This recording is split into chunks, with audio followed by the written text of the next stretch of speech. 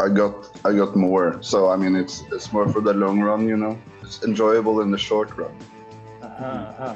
So whenever you dip below the video like this, you're actually eating a sandwich under the table. Yes, it's actually true. It's actually true. It's actually true. Sometimes I just. Josephine, if you can hear me, Josephine, turn on your video.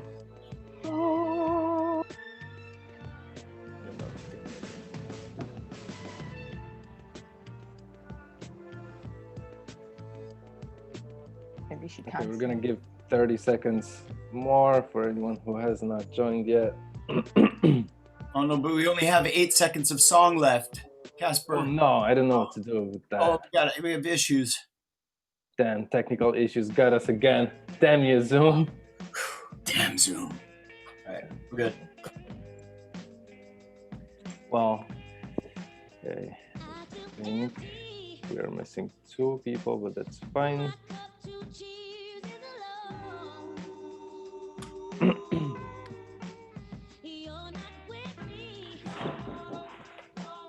Okay, I think we can take the boat, steer the ship into the sea. All right. Hello, everybody. Hello. Oh, Hello. so Morning. Hello. faces up. The one person we cannot see is Josephine. If you can hear us, please turn on your video, Josephine. And for those of you who are joining us today as the first, if you missed part 1, basically, there is this idea of just being able to speak up whenever you feel like it, or to make a weird noise or whatever you feel like doing. So to make that nicer, please unmute yourself and stay unmuted throughout. Oh, there's 2 more. 2 more, yes. Production, please. Hannah and Noah. And Hannah. Yay, you made it, Hannah. Yes. Happy. Nice. But I saw Noah. Noah, okay. All right. Hey, Noah, Hannah, you can unmute yourself and stay unmuted throughout the day today. And same goes to Mario and Krista if you finished with your sandwiches. Okay, cool. Happy to see you guys. My name is Casper. Next to me, you have Andy. We'll be running this workshop today. This is part 2 of Performative workshop, but technically, if you missed part 1, it's not a big deal. It's like we did some games, we had some fun, but then what's going to happen today, that's a new day, new week. And I hope you're all ready for a few silly things. And I'm gonna say for myself, I'm allowing myself a lot of room for experiment today, for stumbling into things I wasn't expecting, or tripping over things that I lay out for myself and then I fall miserably, and I'm okay with that. So I would like you guys to embrace a similar attitude, and I invite you to really fuck up as much as you feel like it, or as much as you don't expect yourself to. It's fine. And this is quite a small, nice, controlled group. So there are no spectators. You can all feel kind of, it is a dangerous thing to do, but it's safe. It's a relative safe danger that we are all in. And I would just like everybody to maybe, because the Zoom silence is dreadful. So if I would just ask everybody to check in with one word, how you're feeling right now. Anybody would like to, what was that? Slight nervousness. Slight nervousness. I'm happy, I'm stoked, but there's some like tingling sensations in the body. Fantastic. Thank you. Awesome. Anyone who wants to pick up, keep going. Okay. Sorry. No, I just feel cold. Like I'm freezing. It's cold here. So. Like a Go like this. Not like I feel cold. Like my soul is like my body. It's not your soul that's cold, it's your body. Okay. My body. Yeah. That's an important distinction. Yes. All right. Thank you. Energetic. nice. Mhm. Welcome. Mhm. I'm gonna put this one on the stove and get a bit more energy going here. You should start your day with gin. Then you have enough energy. With Jean. Yeah. Okay. Sure. No one's judging. Not at all. I'm gonna take that advice. Yeah. I mean, who said that this is coffee? Anyway. Okay, who's next? I feel curious for the day. Thank you. A bit Monday tired, but also excited. Yeah, I'm also tired. Monday. I also feel curious and a bit guilty also for coming late to this and not knowing so much about it, but otherwise I'm good. Yeah, Hannah, we're all discussing this. Like, come on, right before I admitted you, everyone was like, oh no, Hannah is so late. The guilt is very, very. And then we were like, I bet she didn't even read what this class is about. Exactly. Typical Hannah, We couldn't stop talking about it. Yeah, exactly. Nice that you made it, Hannah. Yes. And but I we're feel released you from the guilt. It's gone. Yeah. Have to explain the jokes, right? Just in case. Yeah, just in case you feel offended at some point, we're probably joking. Yeah. Probably. Not maybe not, but probably. Okay. Keep going. I'm ready to rumble. Ready to rumble. Yes. Yeah, I'm excited to get to start the part 2 as well. The cat is here. Well, I'm feeling rather open now that we've broken the ice by, chewing loudly on Zoom, actual food. I can recommend it. It's I would love to do it in a chorus, with everyone sometime. Good. Sandwich workshop. We can make your dream come true. Yep. That's what we do. No. Cool. Yeah, I'm feeling like the day's already been complete because we've had sound effects, we've had admissions, we've had teddy bears. There's so many things that have already happened. Coffee's on. Sure. We have not had a rejection yet. No rejection, but we can go without. Maybe Yeah. we'll get there soon. It'll be okay. We'll reject someone. We'll reject our own ideas soon. Yeah. Who's missing? Excited for part 2. Part 1 was great. Cool. All right. Hey. I think I'm still excited. missing 3 voices. Yes. Yeah. Yeah, excited too, and a little bit sleepy. Yeah. Okay.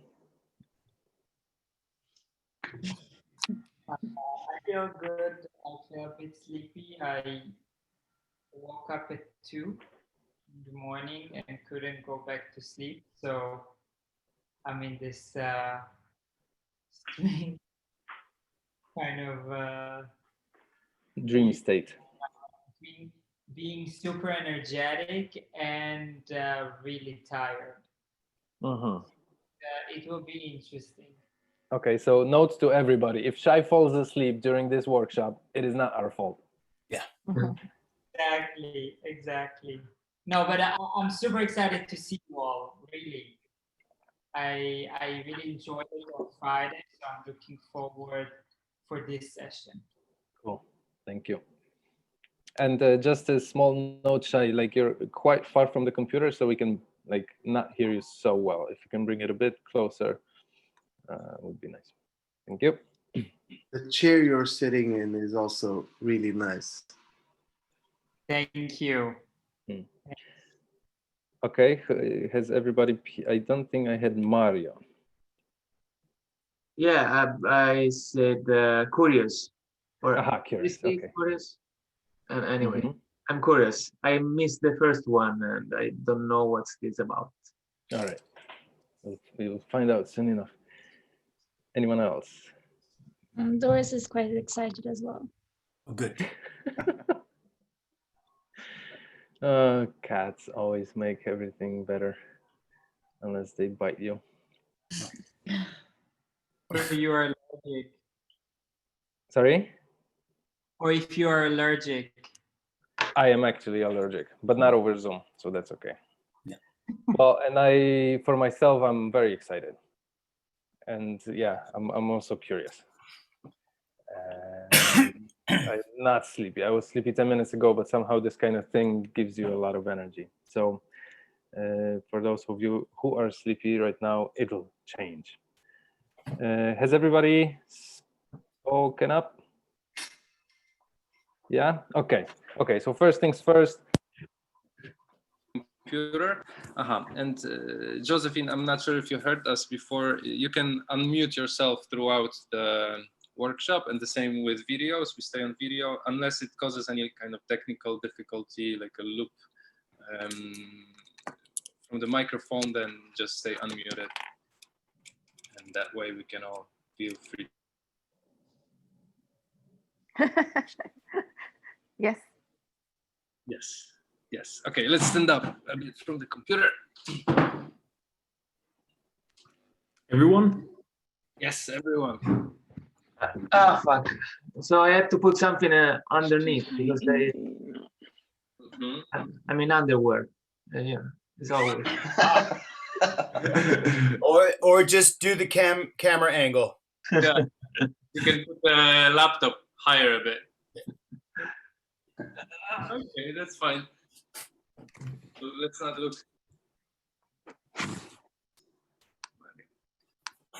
Okay. I would just like us to land a little bit in this strange virtual space. So I would like you to stretch your arms high. Stand on your tiptoes for a moment. Then make this, I don't know what to call it. Reach your feet. Forward fold. Yeah, exactly. Landing. Yeah, when you're back up, just stretch. Yeah. Shoulders. Yes. And now if you can just close your eyes for a moment, we'll just take a few breaths together. So if you can hear me, just close your eyes. Take a deep breath in.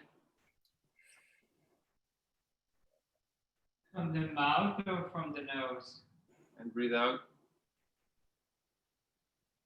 Now try to feel your feet standing on the floor.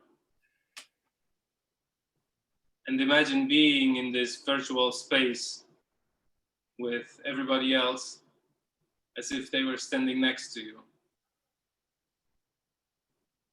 Just imagine us around you. And take a breath in.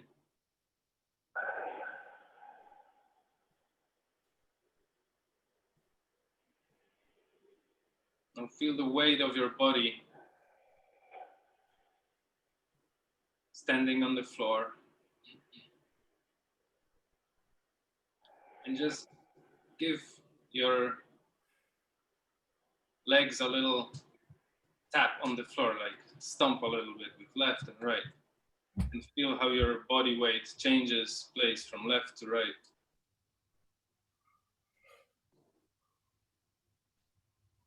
And take another breath and think if you feel balanced today.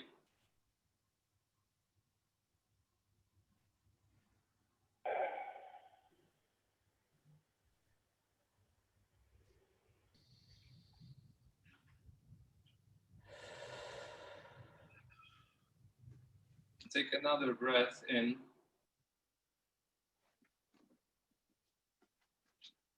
And now just Scan a little bit your body from your feet going upwards.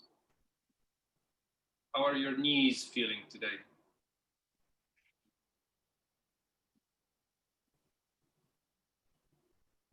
Is there any pain there? How about your thighs? Your buttocks. Clench your buttocks. How does that feel today?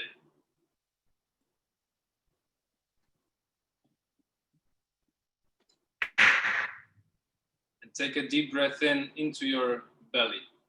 Fill up your entire belly.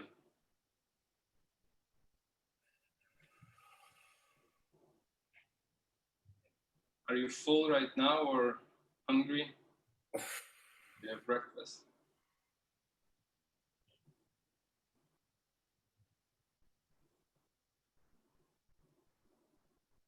Now take one more breath, but this time into your chest. Fill it all up.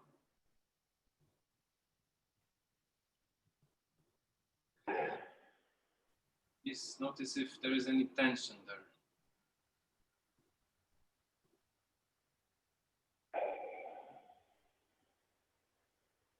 And squeeze your shoulders up to your neck. And release.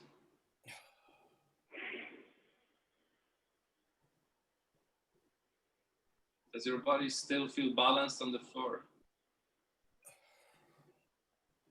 Take another breath in.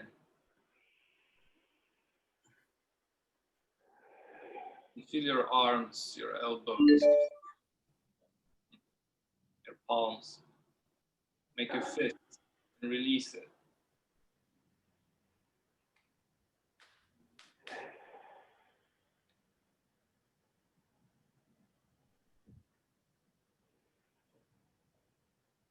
Take another breath in and release.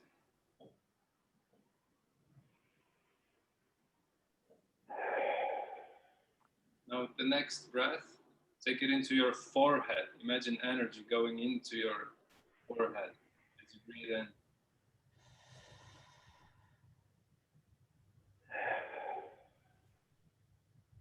And breathe out.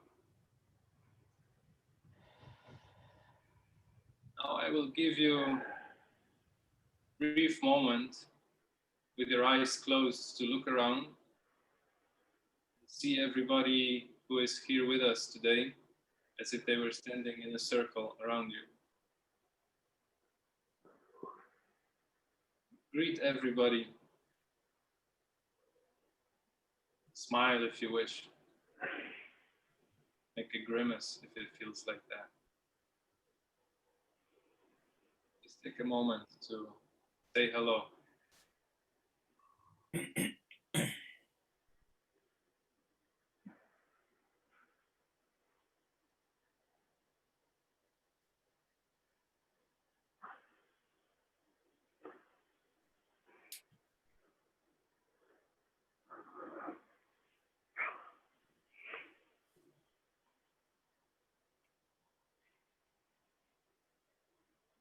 This space is a weird space. We are all going to be together in it for a little while. Sometimes it may feel strange or embarrassing or funny, or maybe you will not feel ready to do something. But everybody feels that, you know, including me. It is strange, and that's okay. We're here to be strange. We're here to just play around, to be bold.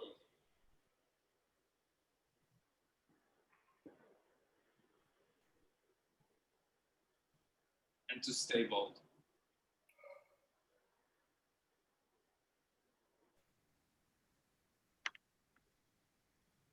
So with one more breath, I would like you, as you breathe in, to just tell yourself, I'm gonna be bold today.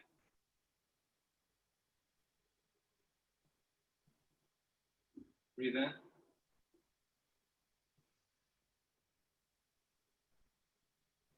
Breathe out. Now still with your eyes closed, just feel one last time. How does your body feel? Make a little bouncy bounce with your body. Has anything changed or is it the same?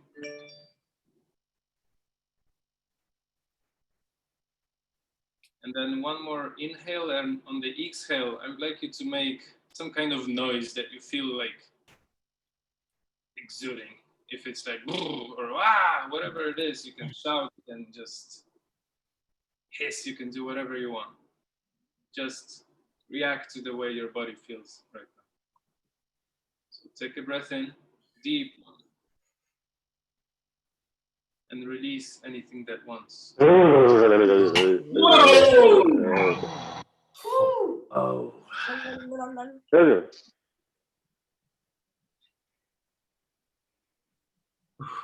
Okay.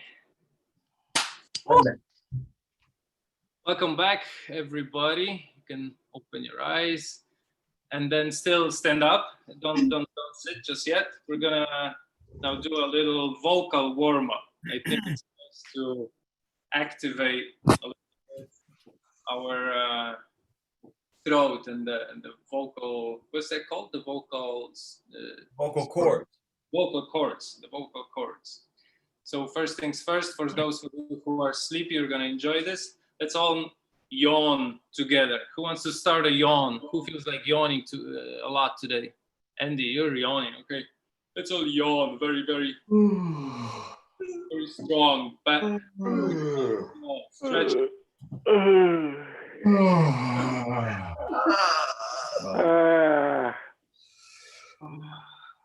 Are we going to sleep? Stretch the entire jaw as you yawn. Very, very strong.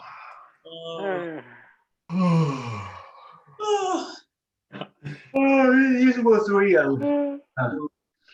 Okay. Now, everybody do a little cough, but a very gentle one, like a.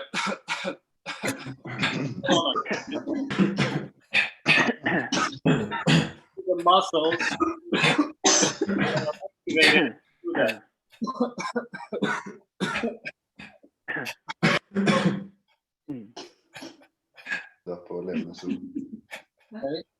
Now we're gonna go into a shampoo commercial. Have you seen the Head and Shoulders shampoo commercials? You know this one?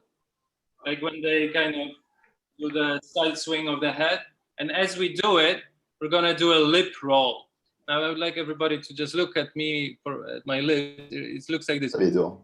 We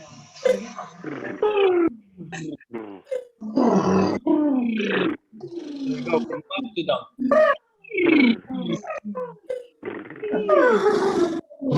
Shampoo commercial.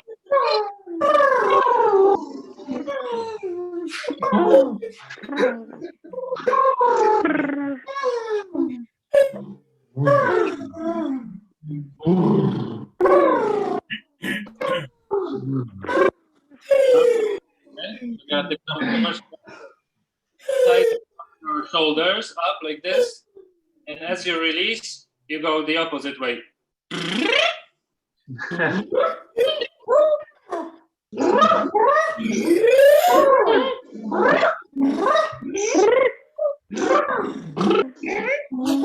Yeah, please.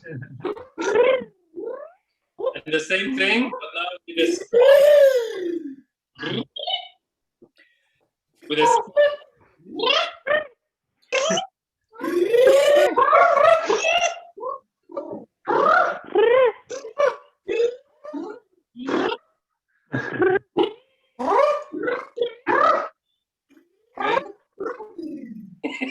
Look at music video out of this. Yeah, there should be. This is almost a music video.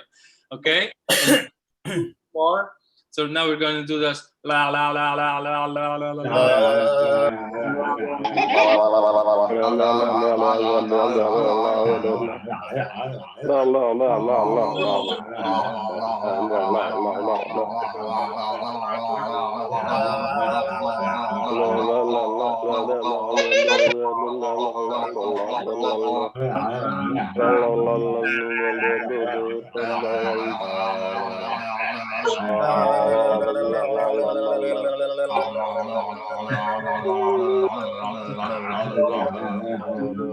Okay. The last one is my favorite vocal cord exercise. It's called vocal fry. And it's essentially, you know, how you open your mouth and you kind of produce this weird kind of noise. Let's all kind of lean into the camera and do that to produce a very, very uncomfortable choir. I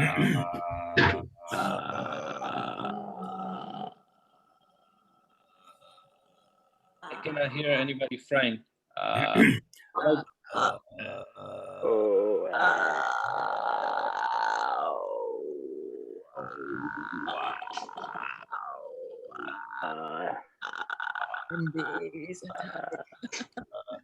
The trick with this technique is to allow the sound to be made and not make the sound, if that sounds something.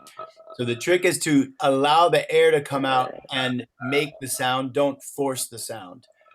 I think it's hard to do by leaning in, actually. Maybe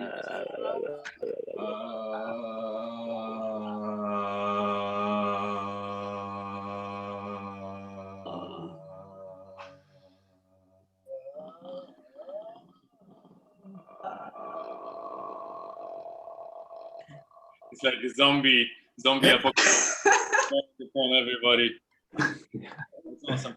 Okay, and just one shout together on 3. 3, 2, 1.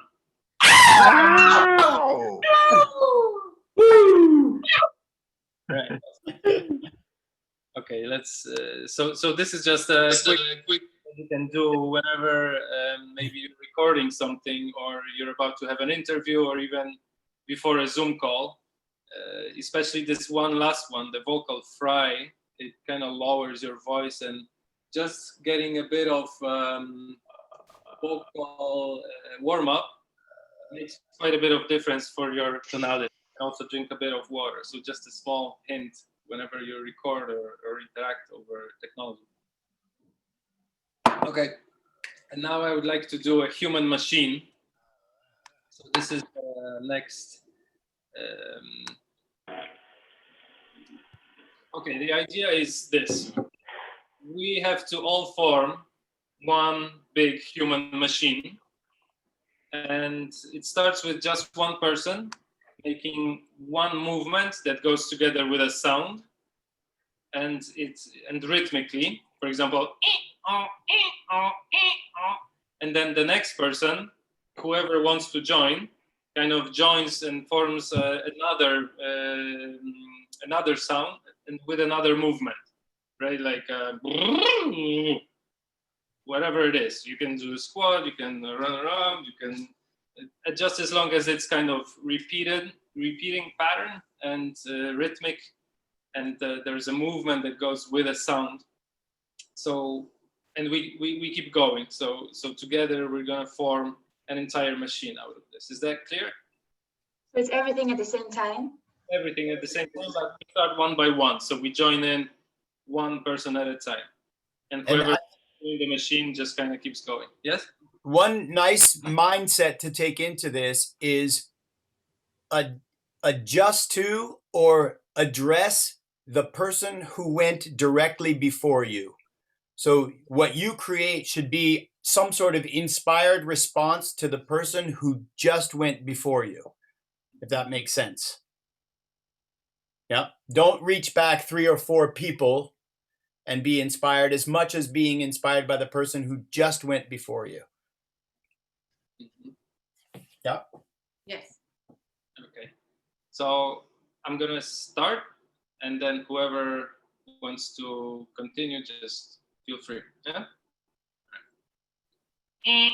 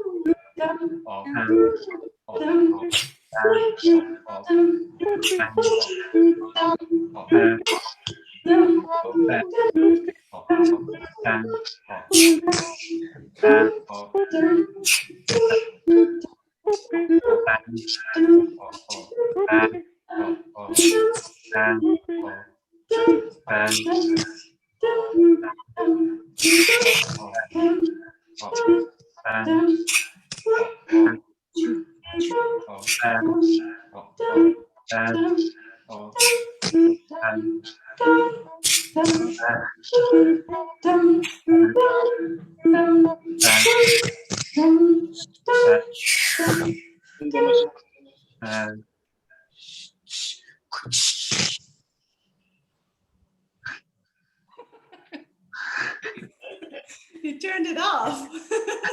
I had to stop because we were already past the station. But Nice. It was a fantastic exercise for those of us who are not alone in the house. My cat was mortified. There's a new one. I have 2 ones. Oh, wow. How did that feel? The human. Which part of it was easy, you think? Again? What was easy about this? What was difficult? I think it was difficult to keep the pace while you started to listening in on everything, and then try to keep that pace going. Brilliant.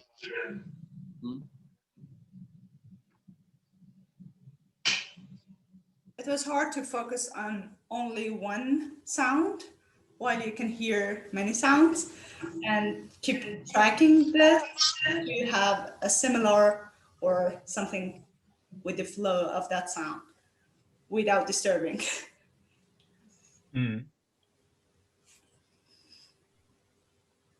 I thought I had a hard time like deciding what movement I was gonna make. So I was like,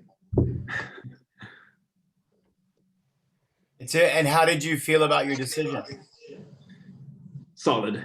Yeah. Right. It's interesting sometimes how we get into this self-criticism pattern. And then we realize after it's all done that that was just in our heads. Right. That we realize the choice we made from the very beginning would have made sense. And how do you feel about like ability? Do you, in that regard, like in that criticism towards yourself, do you feel like you're responsible for the outcome of what the outcome is? And I'm sorry, Anna, I think could you put down your volume a little bit? We can hear ourselves. I think it's from Anna's speaker. Anna, we can feedback. I think it's coming from your. No, I said nothing. No, yeah, we could hear ourselves in your speakers, but now it's okay. Ah, okay. Yeah. But Okay. that's strange. Can share? Like, how do you feel about like doing this kind of stuff in a group? Who is responsible for the outcome?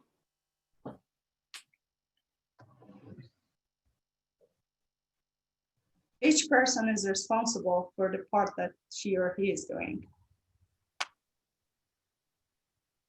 There's And then it becomes only kind one of a person. new cluster consciousness taking responsibility for the whole outcome, possibly. and the feeling of like watching others while also being watched at the same time, like the whole synchronization. Should I follow people or should I do something different? How is everyone looking at me? But maybe actually no one is looking at me because I'm looking at everyone. I'm busy looking at everyone. So the viewer and the performer at the same time, the audience and the performer at the same time. I think also many people just look at themselves, how they look compared to others. So you get quite stuck in your own sort of pace and you get very, very aware of your own actions. Or at least I am. For like responsibility for the outcome, and I'm not sure if there needs to be someone who's responsible when it's like playing and having fun. And was there any leader? Was there anyone leading this, or it was kind of going by itself?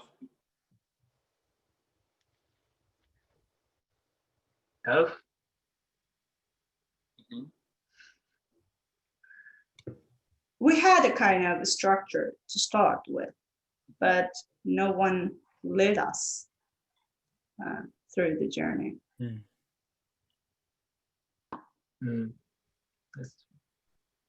Okay. Now I would like to try another kind of a machine that is also collective, but it's like this sport when one person passes the baton to the next one. I don't know what the name of that sport is in English, but when the sprinter comes in, gives the baton. Passing the baton. The relay, yeah, the baton. The relay. So I wonder if you guys have seen the Monty Python famous sketch. It was titled "The Ministry of Silly Walks." Has anyone seen that? So basically, it's about the ministry that invents the stupidest way to walk possible for humankind, and they would be very serious about this. You know how like you can like walk like this or whatever. So I would like to take this idea from them and have our own Ministry of Silly Walks machine, in which basically the task here is to enter and exit the scene one by one. We kind of have to understand that there won't be any structure in terms of, okay, now you go, now you go. We need to feel that, oh, now it's my turn, and then I enter the scene as the, okay, let me put it this way. The first person, let's say it's me, enters the scene and does like, and exits. And then the person after me can do like, you know, also enter the scene and exit this. And in that way, we'll go one after another, but we'll see if we can manage to not appear at the same time, two people, so that there's only one person doing the thing at a time. And who invents the silliest walks or the silliest way to enter and exit wins the game. I'll give you sound effects.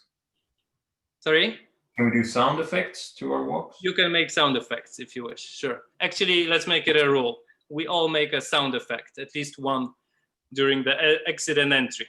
So we will all begin by exiting the scene.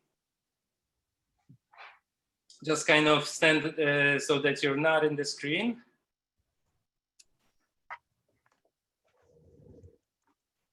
Okay, I'm gonna wait for everyone to kind of leave the scene. Fantastic. And now whoever feels like they wanna be the first Contestant, feel free to enter and exit. Start now.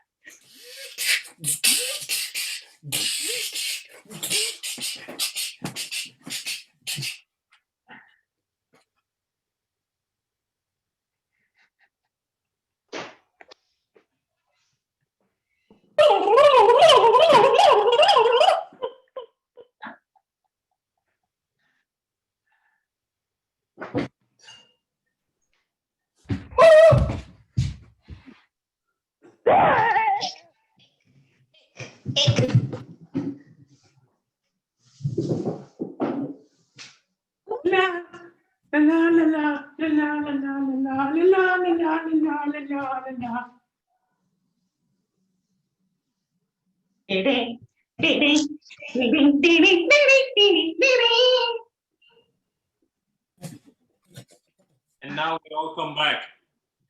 Or so silly.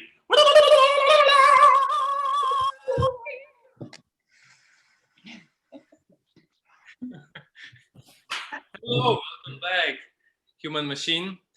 All right, who you think won the silly contest? We can sit for a moment. I think Anna won. I vote for Anna because she seems like she fell. She like had this great moment. Oh, and kabonk.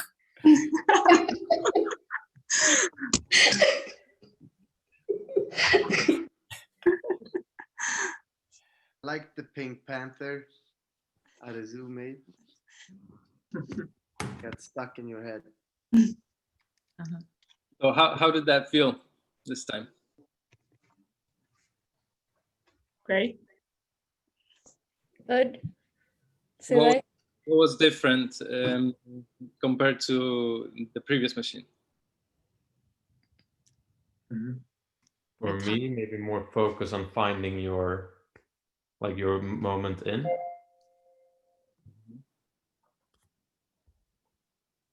So it wasn't more like a beat. Now you just had like a slot and a cue, sort of, and we just had to time it. And was that harder or easier to do without the beat? In one way harder, but also in one way it was more flexible. More collaborative, that you have to sense the moment that you are watching. You are more conscious about the screen, and you find that moment that if you should enter, or so it's kind of like a silent collaboration of time. But also more time to overthink what you're gonna do and try to stay in that present state of just watching and letting things happen instead of being like, I will do this and that will be impressive. If you know what I mean. Yeah. Spontaneous. I have a good trick for that. If you're who here is a chronic planner? Is anyone here a chronic planner? A few. Some people, yeah. So planning is all about mitigating risk, right? That's primarily why you plan. And a lot of times it makes tons of sense, but a lot of times it doesn't. And so we tend to overplan if we're chronic planners, especially when it's unnecessary. So one of my tricks then is think of exactly what you know is going to be the brilliant thing that you want to do up until the moment that you do it, and then change it. In what way? For example, if I know my silly walk is going to somehow be reflective of breakdancing, and I'm like, ooh, I can't wait to come in with a breakdancing type of motif in my walk, I just obviously go, fuck you, and I allow myself to make the very first move and just add a sound to it, so that I assure myself that I will not do what I planned. Or I'll keep a word in my mind that I was going to say for a long time, like, oh, I know, I'm going to tell him that he is brilliant. And then I just keep going, he is brilliant, he is brilliant, he is brilliant. And then I say, are you hungry? So I just change it right there at the end. Because I just make sure I trick myself into being spontaneous. You know, can I say something about this? You know, you made me think about presentations. This could be a good move to break the pattern of being super. I'm super afraid of doing presentation. And if you think that you want to start all the time with a sentence or something that you have in mind, I'm so afraid to start with it because I think I'm gonna fuck it up. Instead, if I change it and I start with something else, maybe it's gonna help a lot. I will try. Let you know. Let me know. Fantastic. So I like this attitude of like, okay, coming into the stage with one idea that, oh, this is what I'm gonna do, and then twisting it or fucking it up or changing it at the very last moment so that you can surprise yourself, which is what we're about to do right now. I'm gonna play a third machine. This one will also be similar to the last one in the way that we are passing the baton, but this time the focus is going to be in one person at a time. So we will enter the speaker view, and then the situation is we all just arrived on a plane back to our home country after a long time not being. And there is a committee waiting for us outside of the plane to kind of. And as we step off the plane, we're going to greet them also. I'm sorry, I don't know if it's only for me, but it's kind of echoey, so I didn't quite hear. Yeah, it's very echoey. My suggestion might be, and I don't know if we can pick where it's coming from, but if somebody just turns their own volume down at home, because usually that's coming from somebody listening to it a little too loud. Yes.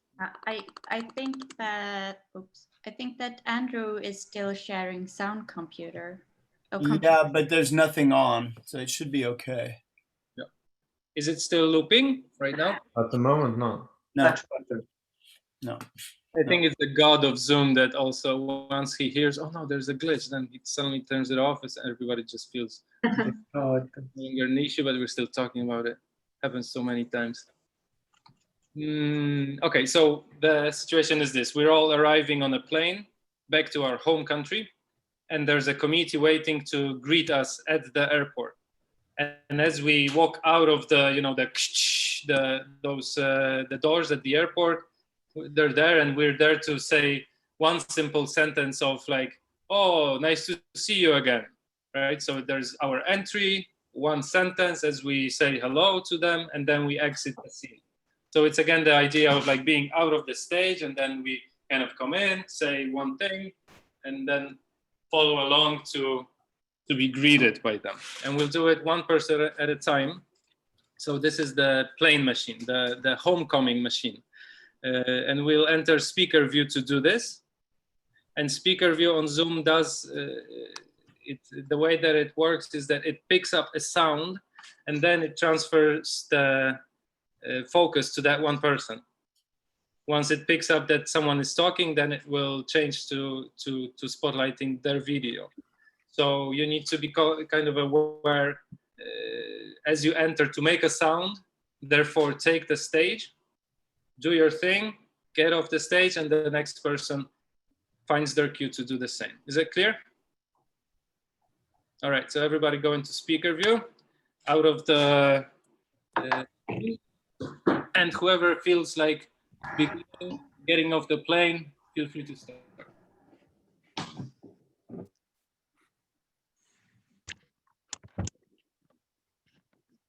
Hello, welcome. I'm here. Nice to meet you. Hello.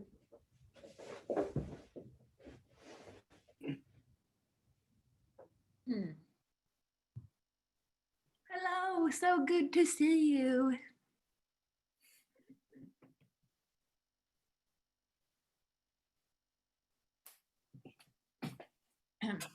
Hello. Fuck you all. Oh my God, you're here. Hello.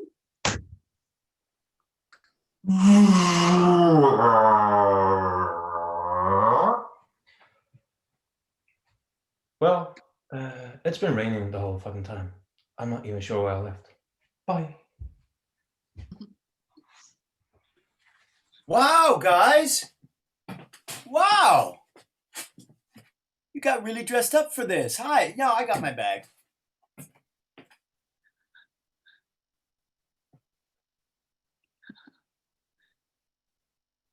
Hello. Hello, Anna. Oh, you're here. It's so funny to see you.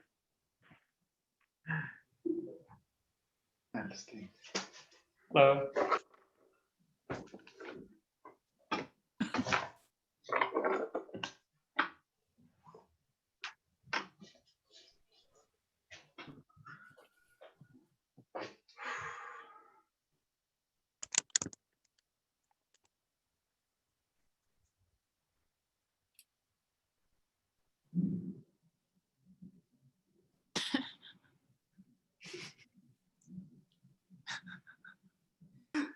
No plane is landing.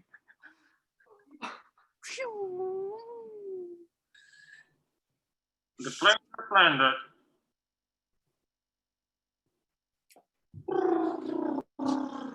Oh, so nice. Let me award you with a twirl.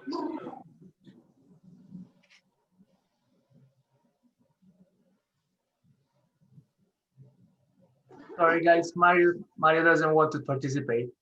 Sorry.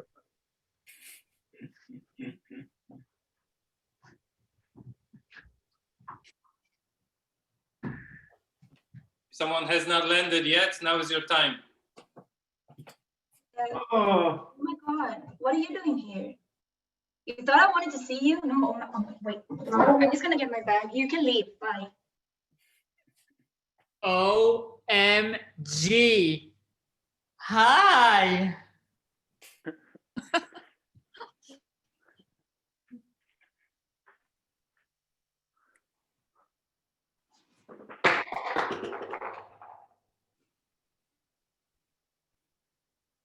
Okay. If there is anyone else who has not landed yet, now is your time. Oh, I'm here. Mom? Dad?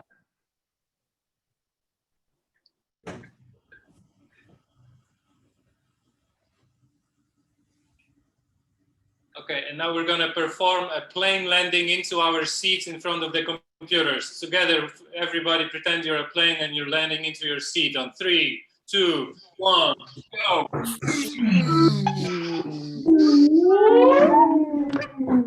Go into gallery.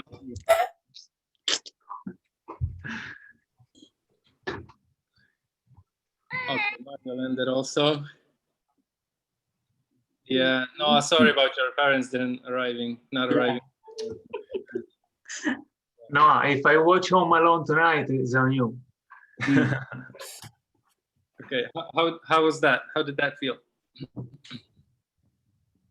It was almost harder in gallery view to know when to pop in, because or in speaker view, because when it's in gallery view, you can see all the little boxes, and it's easier to see if someone is in it or not. And if it's speaker view, sometimes it just takes up on whatever sound, and it isn't necessarily the person walking in. So it was harder, I think.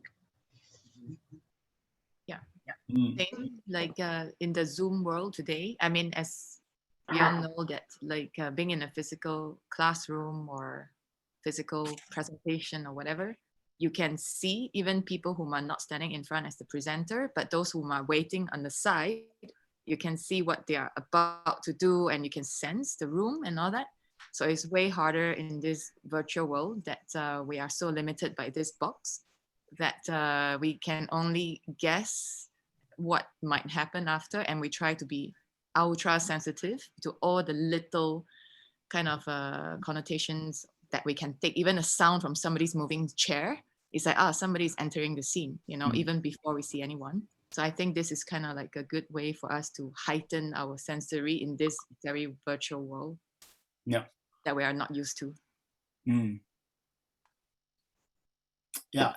Interesting results on research for that oxytocin, which is the primary hormone that we get from being in groups, spending time together, and that kind of is the thing that reassures us that that's what we want to be doing.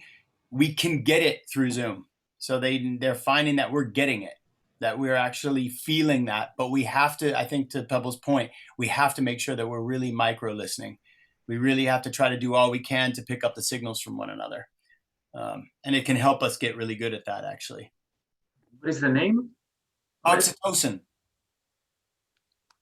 You're right in the chat. Can you write it? I think maybe. I'll probably fuck up the spelling, but I think so.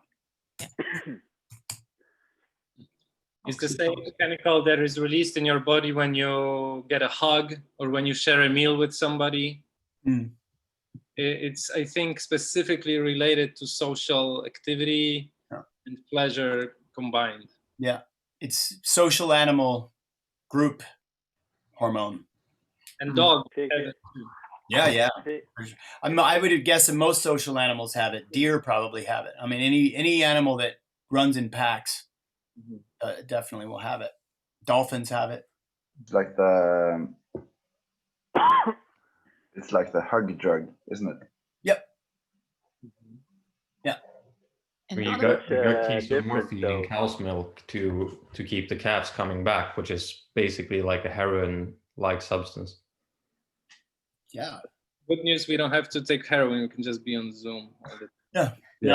Exactly. We could just drink cow's milk. We're just session 2. Let's see session 10. Yeah. Well, you never know.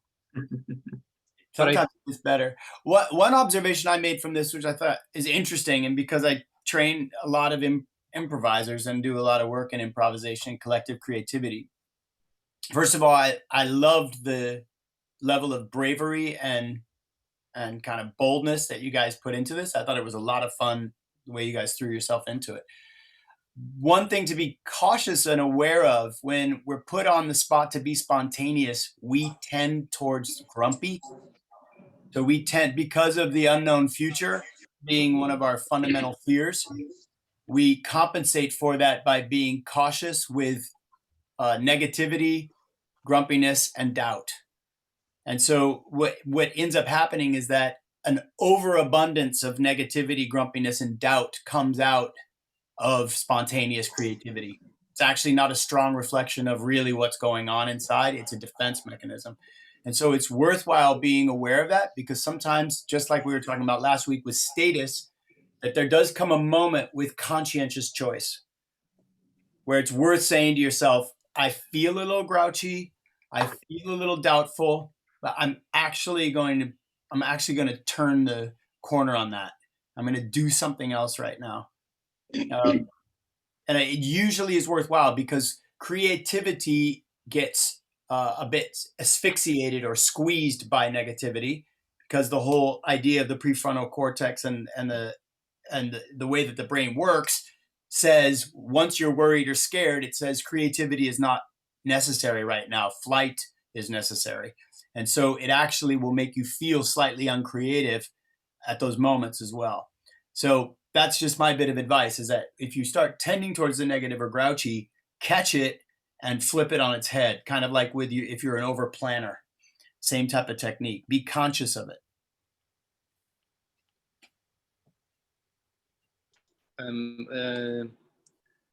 Well, I tend to do that myself as well. So it's a very good point to kind of,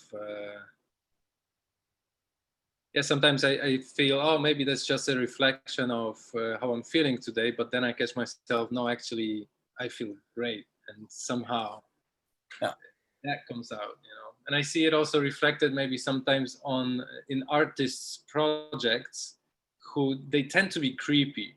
Like 80% of the art out there is someone or who tries to be very uncomfortable. Often I find that it's just an easy way out, you know, and it's much harder actually to create something that is positive and still insightful. And I'm not saying that negative art or sad art is bad, because that's not the case, but it's just it tends to be easier to do it. So it's nice to challenge ourselves to maybe ask, why am I being grumpy right now? So it's a very good point. Thank you, Andy. Yeah, no, it's just a common trap, and I agree like you. I think all of it's valid.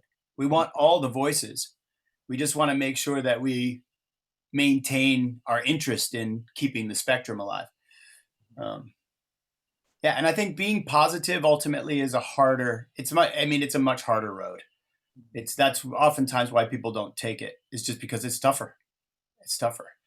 You have to be willing to be wrong, and yeah, you know, when you're really positive about things, it's very simple to seem unintellectual.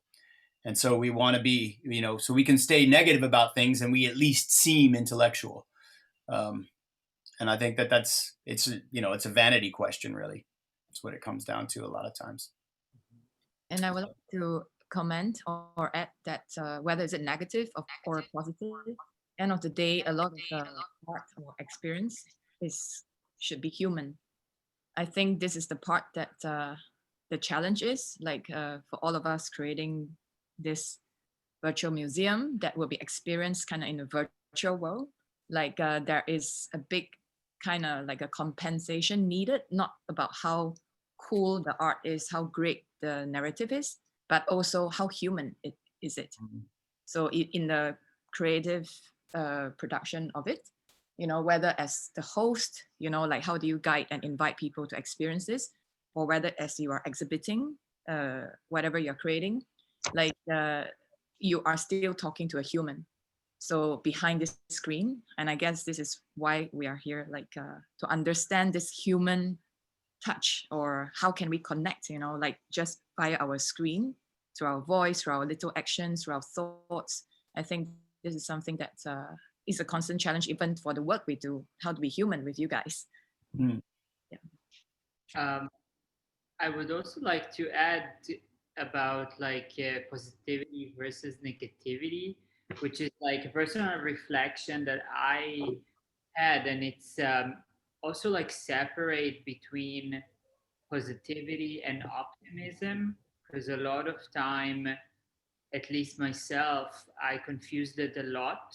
And I agree that like to be positive all the time or to work hard for being positive, it's not good.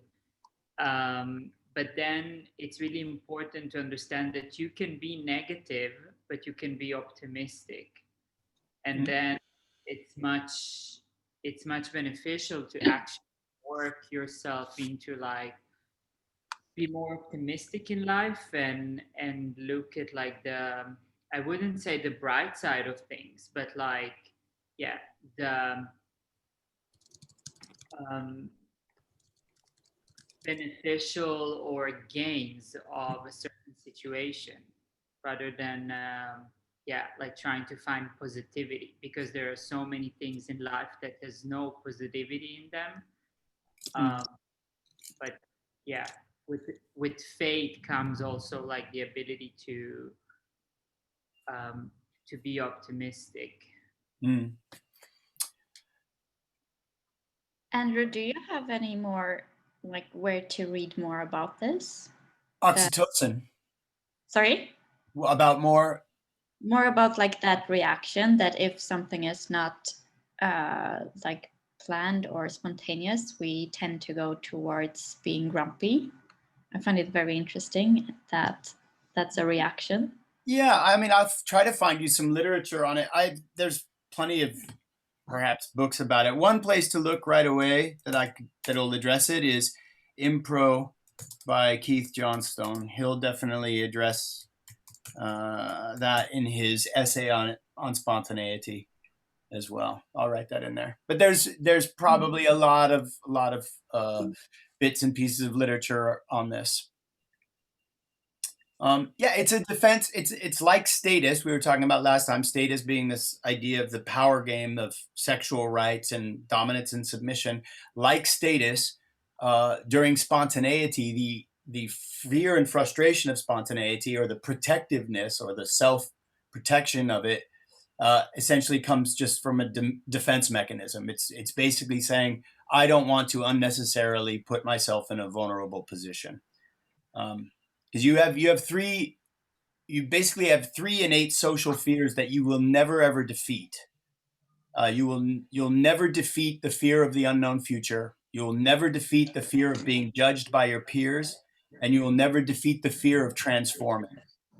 So these will never go away, and that's fine. It's healthy that way. But you do need to understand that they cannot paralyze you. If you allow them to paralyze you, then you're not using the fear for what it's worth, because the fear itself is a good thing. The fear is telling you that the stakes matter. The fear is telling you that it matters that this happens. And if you allow the fear to paralyze you and make you become inactive or destructive, then you've probably not utilized the opportunity for what it's worth. Usually what they say is that if you know when not to change, it actually means you know exactly when you should change, right? It's like if you're avoiding something happening and you keep putting something off, it means you have absolute precise understanding of when you need to engage in something. Would that be the same What's the third one? The third fear that we have? Transformation. Transforming, change. No. I want to comment that it's actually very brave for all of you who are here in this room to take the leap of faith to be here, because you know that this is kind of like a, you know, a participatory, like you're going to be put yourself out, you know, openly, whether is it vulnerable, you don't know what it's going to be, but you're here because you're up for that. And I think it's a big start, you know, or leap of faith. Like, for example, Josephine kind of privately messaged me, say that she is not feeling comfortable today because of some personal stuff, or that like she is feeling in a very vulnerable state, that she doesn't actually want to be exposed, you know, right now. So it's kind of like normal, like people don't really want to show that, because we are very open in this space right now. We are sharing, and I love the opening of how we were imagining in a virtual space in a big circle. So I don't know if you felt it. I greeted every one of you hello. Like so I hope you feel the same. So but by putting ourselves out here in this circle, it means that, like for me at least, it's a big warm handshake that you are up for stepping up to be closer, and that is one way to be more human for me at least. So thank you. I was saying about a topic before that we can feel that we are in a group in a whole another way if we don't have the mute function involved, because I think that's kind of so distancing, because it's kind of a machine between us, one step more machine between us, that really like disrupts the inclusiveness in a way. Yeah, I agree. And it's quite nice to like voluntarily shut up instead of being shut up, if you know what I mean. Like staying quiet instead of just being quiet because you can choose.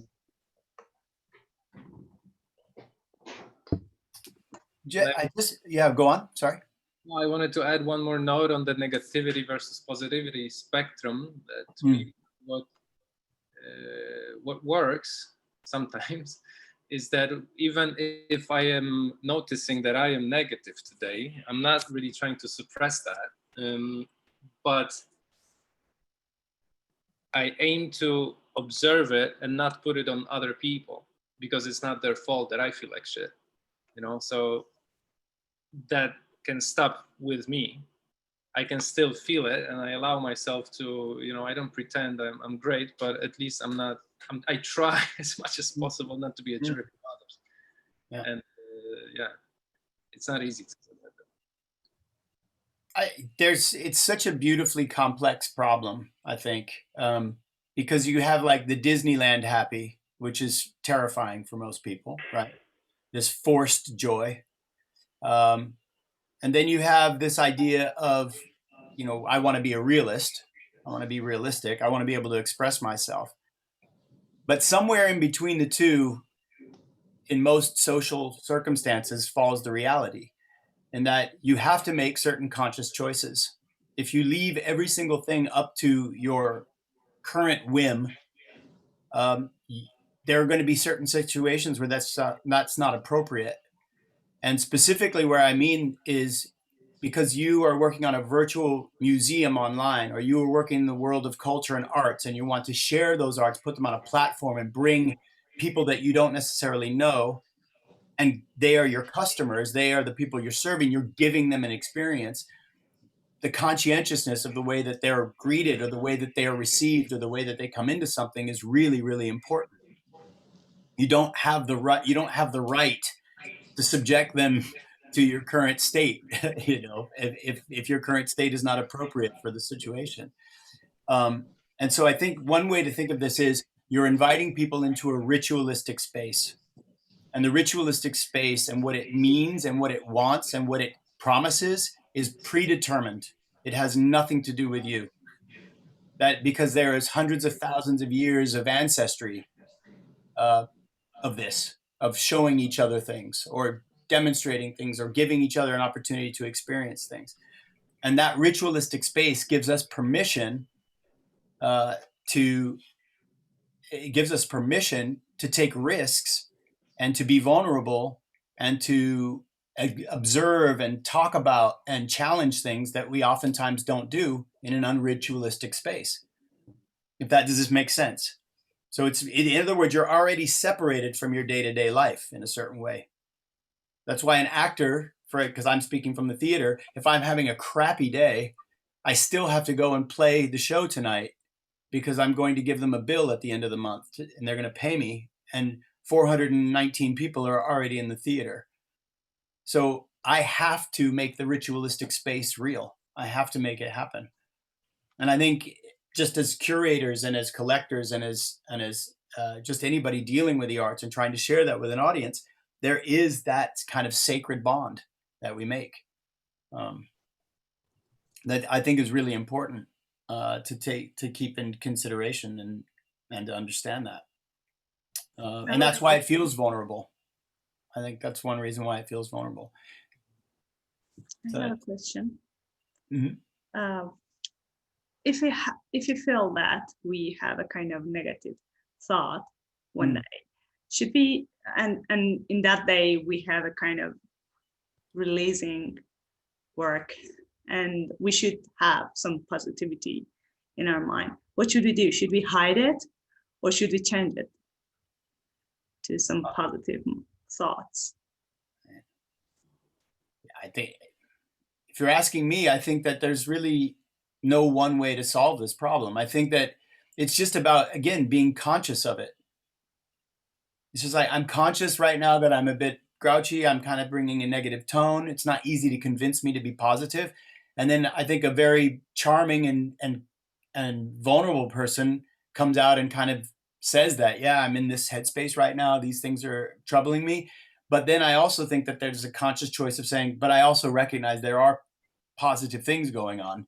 You know, it's also worthwhile reminding yourself that I might be in a bad space, but I am aware that there are negative things, and I'm aware that there are positive things going on, and we can choose to emphasize what we think is important right now.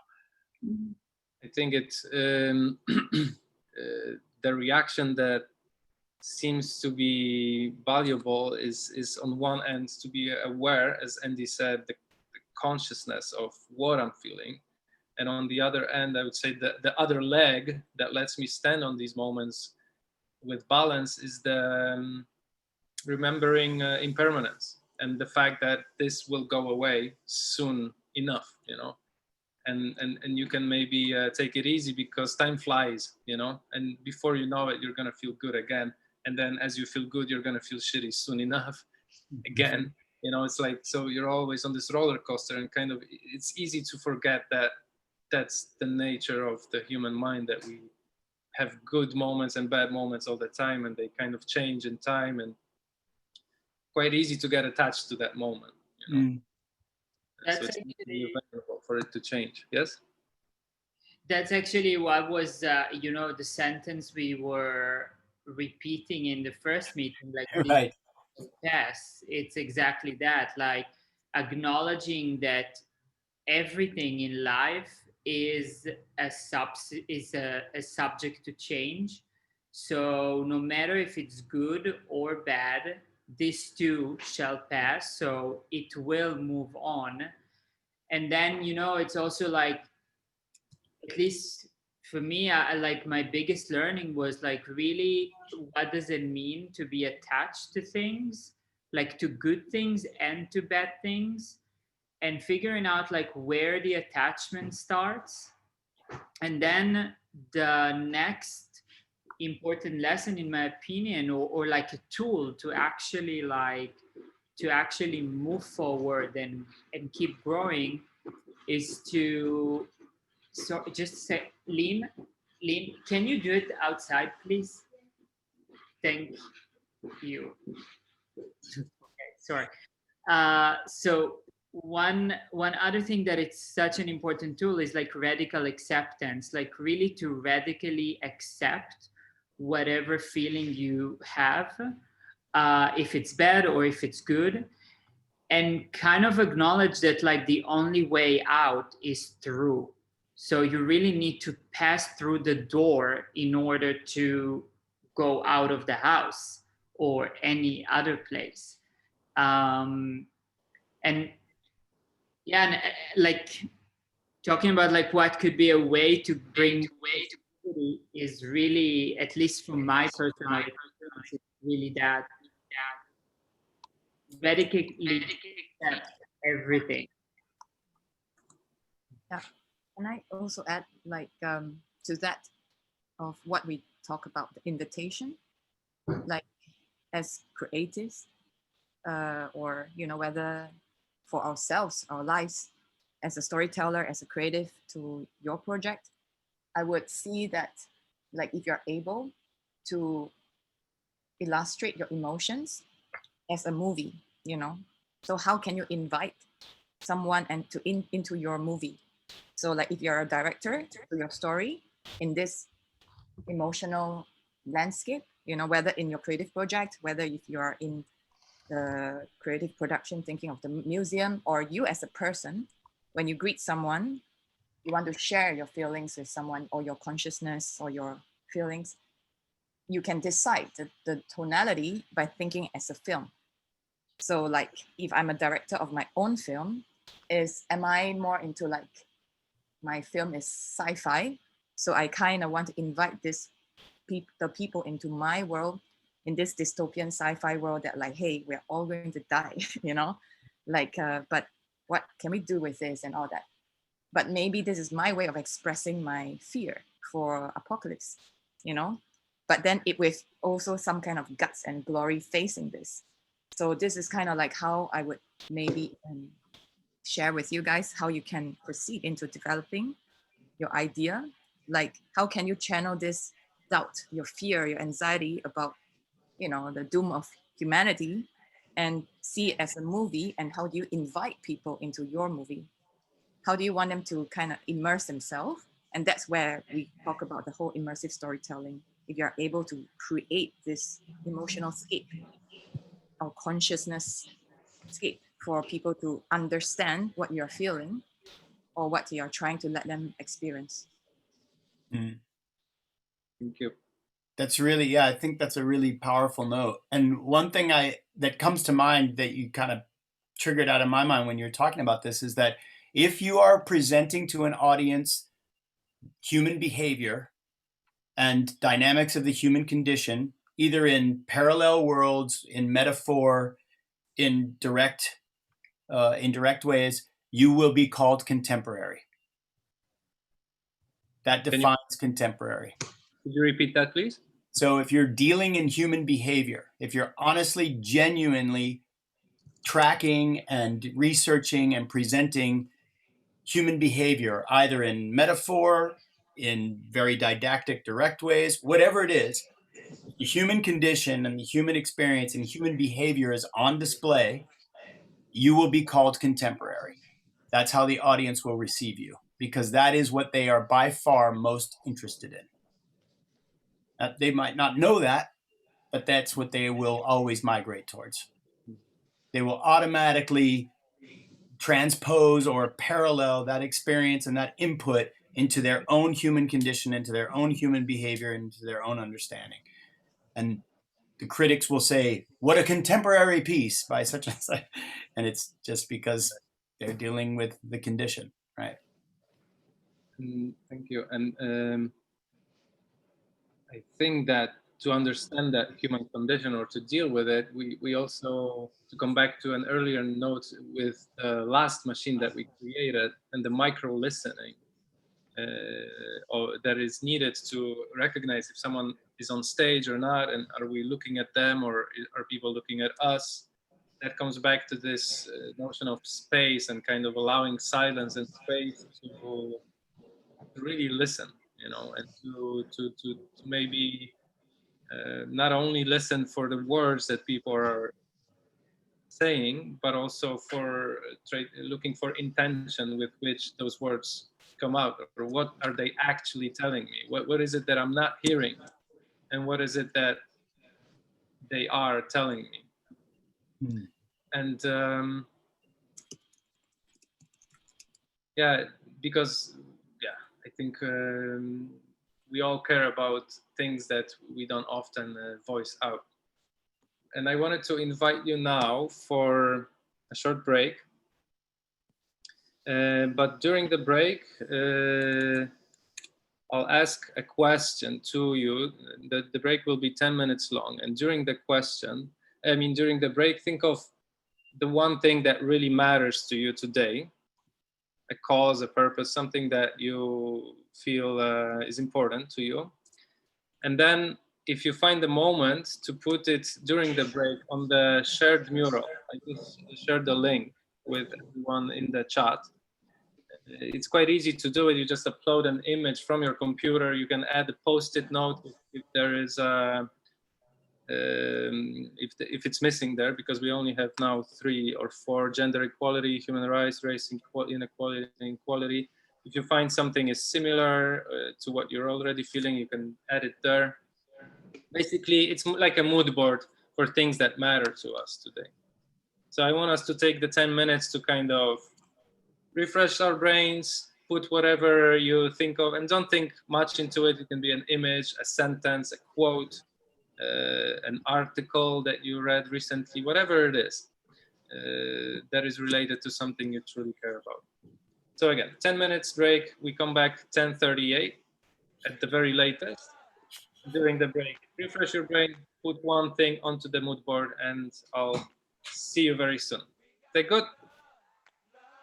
Yeah, thank you for part 1.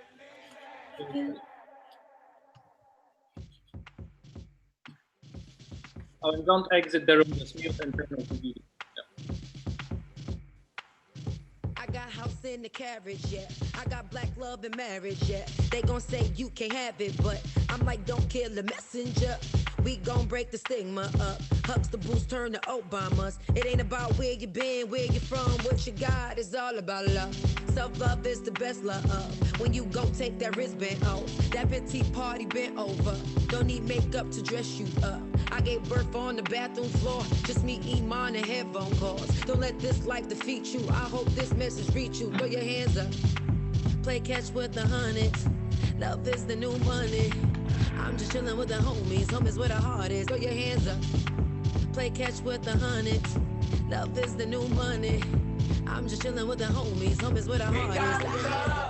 Love, you better believe it.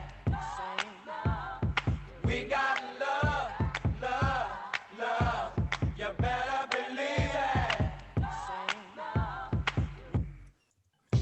I live in abundance. Love is the new money. I'm mentally wealthy, spiritually conscious. I'm fresh out of honest. I'm ballin' and ballin'. I play with the hundreds. Love is the new money. That's my frequency. Spark up, burn the sage. Clear the room, kill the hate. Love is the new wave. Play catch with the hundreds. Love is the new money. I'm just chilling with the homies. Homies where the heart is. Ah. Play catch with the hundreds. Love is the new money. I'm just chilling with the homies. Homies where the heart is. Ah. Love, love, you better believe it. We got love, love, love, you better believe it. We got love, love, love, you better believe it. We got love, love, love, you better believe it. Play catch with the hundreds. Love is the new money. I'm just chilling with the homies. Homies where the heart is. Ah. Play catch with the hundreds. Love is the new money. I'm just chilling with the homies. Homies where the heart is. Ah. Above all, you keep your clarity, you keep your focus, you keep your sense of love, and you keep your sense of purpose. Those are, they're integral, you know, they're key. Happiness, you know, a lot of people define success differently. You know, for me, you can have everything, you can have all the money in the world, but if it's not enjoyable, if it's not sustainable, if you can't be a person of integrity while having all of these things, what does it matter? What does it mean? Your value is internal. Your value is internal. We got love, love, love, you better believe it. We got love, love, love, you better believe it.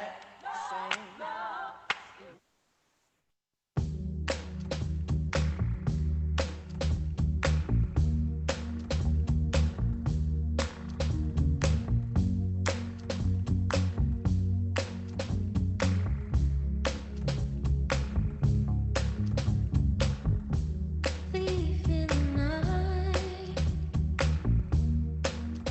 Tell the truth. White lies. Spread lies. You should be ashamed. Got the check on your hands. Another man. Take off your badge. We all know it was murder. Murder,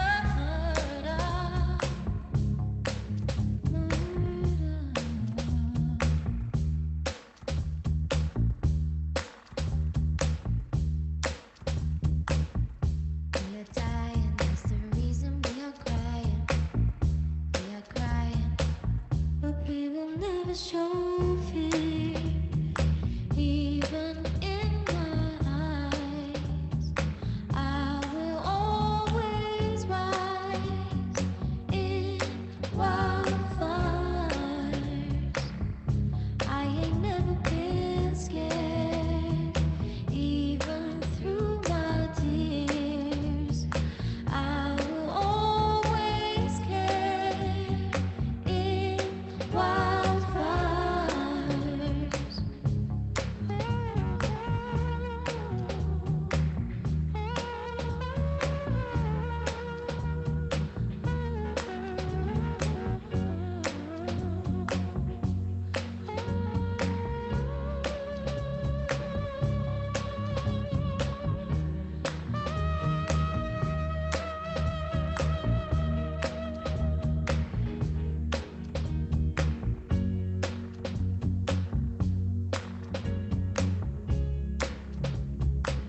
But we will never show fear, even in my eyes. I will always rise.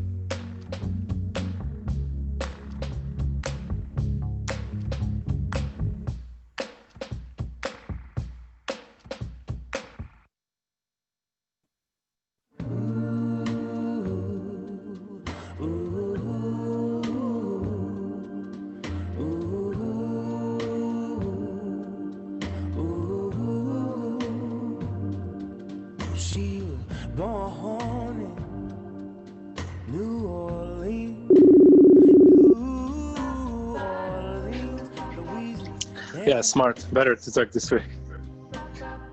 Branded with the name Lisa Sawyer. Yeah, no, okay. Mm-hmm. Circa 1960. Yeah. Yeah. Grandmother was Indian. Mm-hmm. Indian. Her mother's name was Yeah, yeah. Eartha, swift as the wind, fierce as fire. Father's name was Victor. Worked 2 jobs to provide Okay. for his flock. Mm-hmm. She was the youngest of 7. 7. Okay, great. Great. Yeah. Sure. Sure. Let's go with that. But a side cozy, small but a mansion in her. Yes. It's true. It's a good note. I did that last time. It doesn't really work well with the breakout room at the end.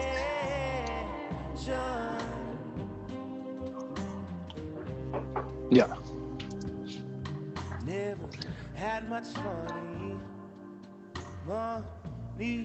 Let's do it. Let's do it. I trust your gut. Let's do it. Yeah, let's do it. So I'll direct the first one, and then I'll ask you if you don't mind to direct the Melbourne 5 in breakout rooms, because it's quite technical. I don't know how to do it. Okay. Great, man. Thank you so much. See you there. Yeah. Thanks. You too.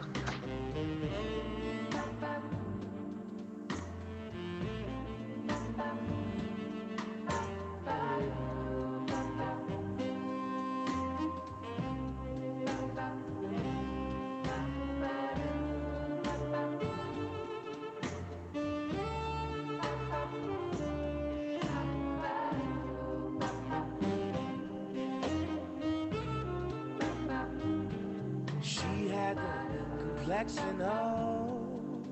the complexion of a sweet prey. Lean hair long as the sea, heart warm like Louisiana sun, voice like a symphony of the most beautiful instruments. Whoa, beautiful.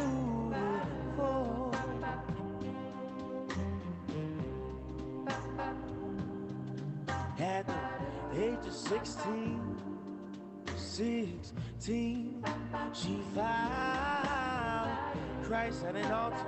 All along he was calling her name. The gospel spoken from an old wrinkled rain.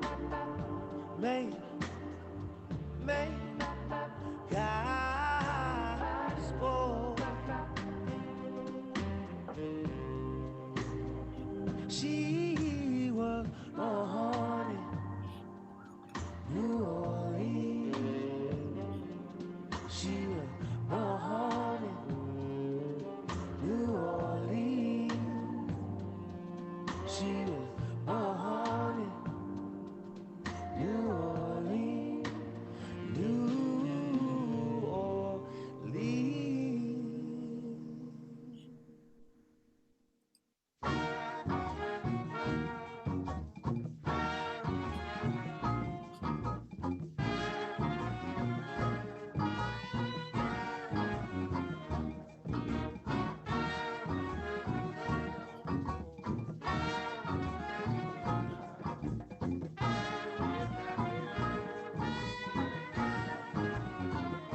I studied evil, I can't deny it. Was a hoodoo charm called He Loved Me or Die.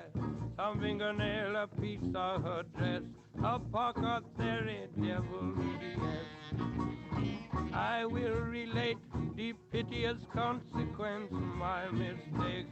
All enslaved to passing desire, making it dreaded love me or die.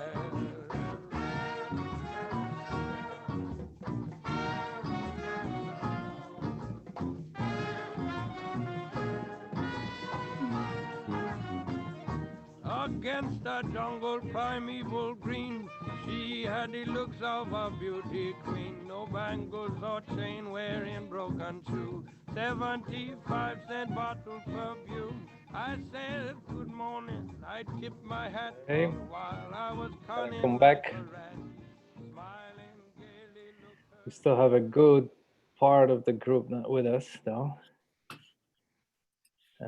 How are you guys doing with the mural thing? Let's see, we have quite many inspirations. I see a lot of stuff related to food. The story of the absent world. Just gonna give the late comers 1 more minute to join us. Hopefully they will.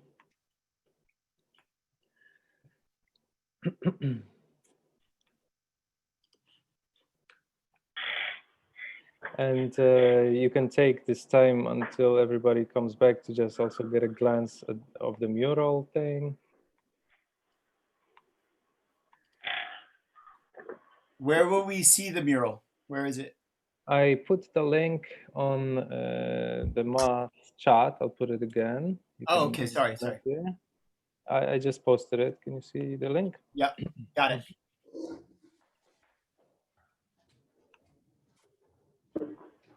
Mm-hmm. Yeah, so it's a little bit scattered all over the place, but I can see notions, like a few causes that stand out.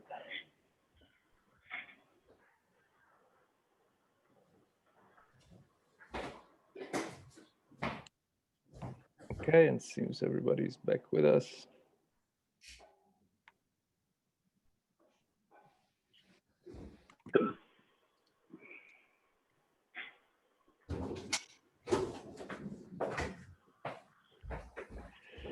Okay, is everyone with us, back with us? Say yes, or just unmute yourself, people. Unmute yourself. Yay.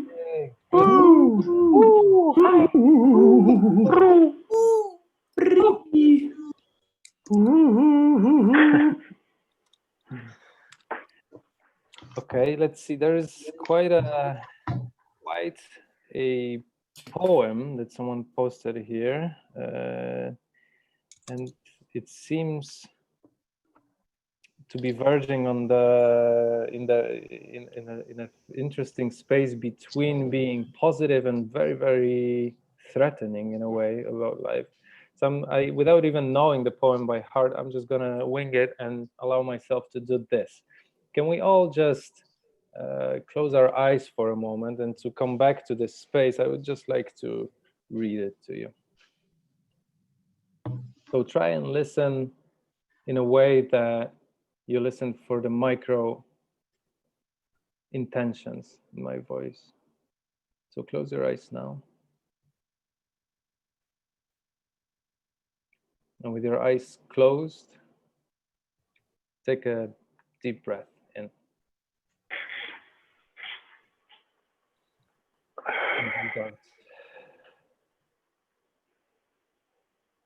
And feel your body sitting down and having the balance that the chair provides. And take another breath in. And breathe out. With the next breath, just make space in your mind to listen. And keep your eyes closed.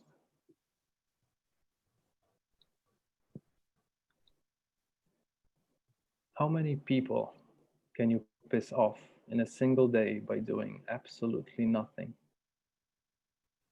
By sitting in silence as they run between things, between one another, as they slide from one life to the next, falling between the cracks, between so many empty spaces needing to be filled. To sit in stillness is the most threatening thing you can do. To make no sound other than the sound of each breath leaving the body.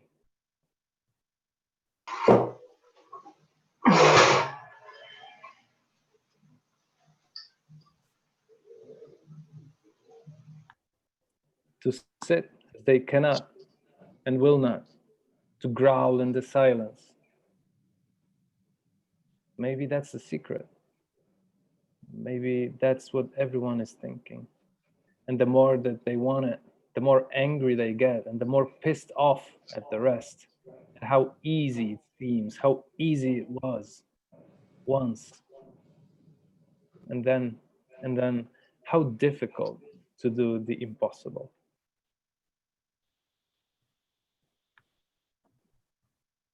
How difficult to do the impossible.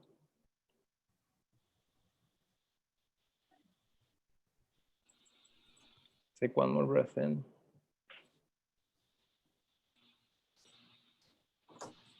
And as you exhale, come back to the virtual space with everyone. Hello, everybody. That put a very, very serious, but also quite beautiful set maybe for this next part. But in a way, I like that tone to talk about things that matter to us. So I would like to invite you now to talk a little bit about those things and to share with us a little bit of what is important to you. So now I would like to ask one person to tell a personal sentence, a personal statement that can include 1, 2, or 3 elements, but try to really stay concise and keep it to 1 sentence long about something that matters to you right now. And you don't have to convey everything that is important. You just need to focus on just 1, maybe 2 things, maximum 3, but still with 1 sentence, and allow the listeners to fill in the blanks. You don't need to explain the entire story of your life or your entire purpose or cause, just 1 thing that matters to you. And it's important to think what you leave out, because that space is really something where you allow the listener to really listen to you. So share 1 sentence containing something that you deeply care about. And then the rest of us in the chat, we can try and guess what this person really is telling us.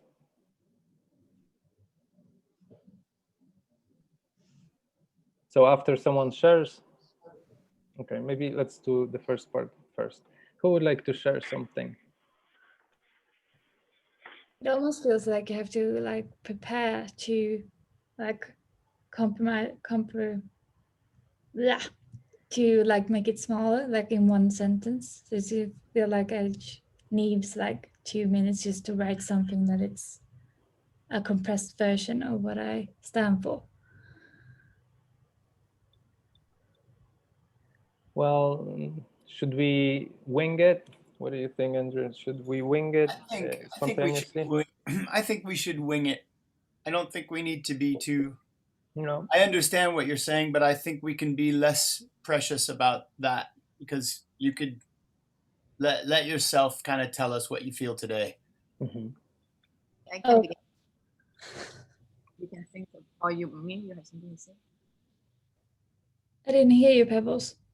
Oh, I say I can start, or whoever has something, and then you can think along the way. Maybe you might be co-inspired along the way. My statement would be, I care about the voicelessness of the weak.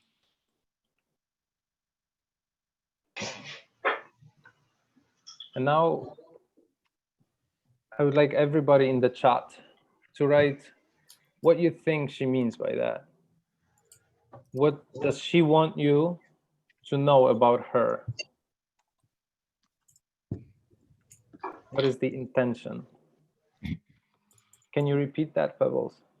The voicelessness of, I care about the voicelessness of the weak.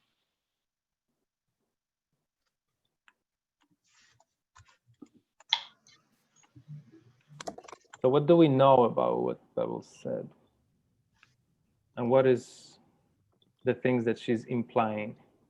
Everybody just flush out whatever you think in the chat.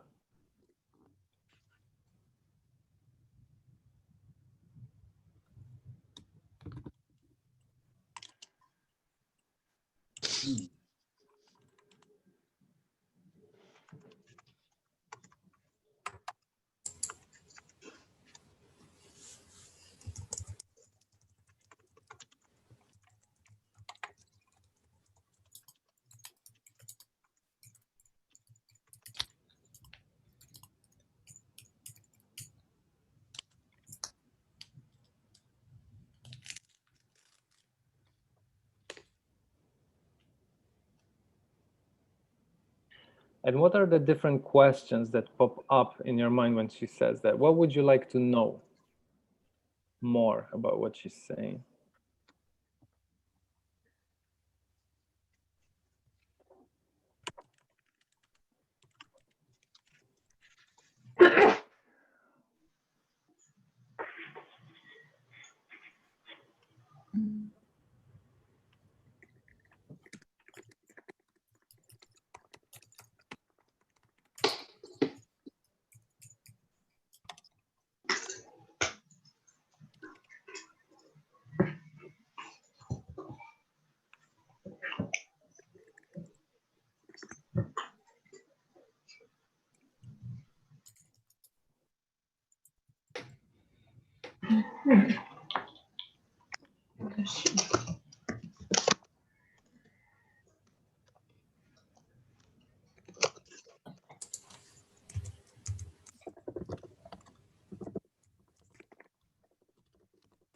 For me, a thought that came up was very similar to what Casper wrote in the chat, that like being in animal activism, I think that voiceless is usually used in terms of animals and how we treat them. But then I also felt that it was in a bigger picture, or how I understood it, that voiceless can be those who cannot literally speak, but also those who don't have the space to speak, or those who aren't listened, even if they are human and if they can speak.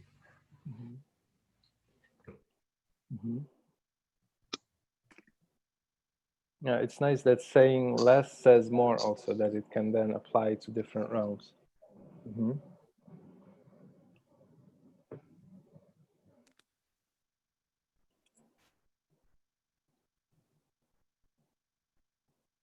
Like what is happening on the chat. Should we read? Do you want me to read them, guys? Yeah. Okay. Concern for democracy's integrity, protests in Poland, strength in nonverbal sharing. I care about the voicelessness of the weak. That was the quote. Sorry, you wrote that. Earthquake, standing up for those who can't speak for themselves, concern for everybody's right to speak. She's a kind person towards those who are disenfranchised. Tired of the convenience of tyranny, standing up for those who cannot or do not have the space to speak for themselves or to be heard. It's a privilege to have your opinions heard. Being the voice of people who cannot be heard. Sometimes you're in a situation where you can't speak up. So even if someone is not in the same situation, we need to speak up for those who can't. Who do you define as weak? Is there something specific that makes her feel this way? Is it humans or animals? None, both, or noth, both. Do you include yourself in that statement? The world is less balanced and more unfair than it needs. Is the world less balanced and more unfair than it needs to be? What is weak? First interpretation, okay, not the question, that the most vulnerable are the ones that can't always speak, but should be the ones speaking. Only who accept their own weakness care about the weak ones. No.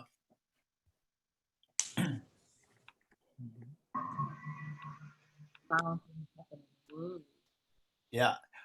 Well, I think what's interesting to us is, what do we find in these comments? What further questions arise?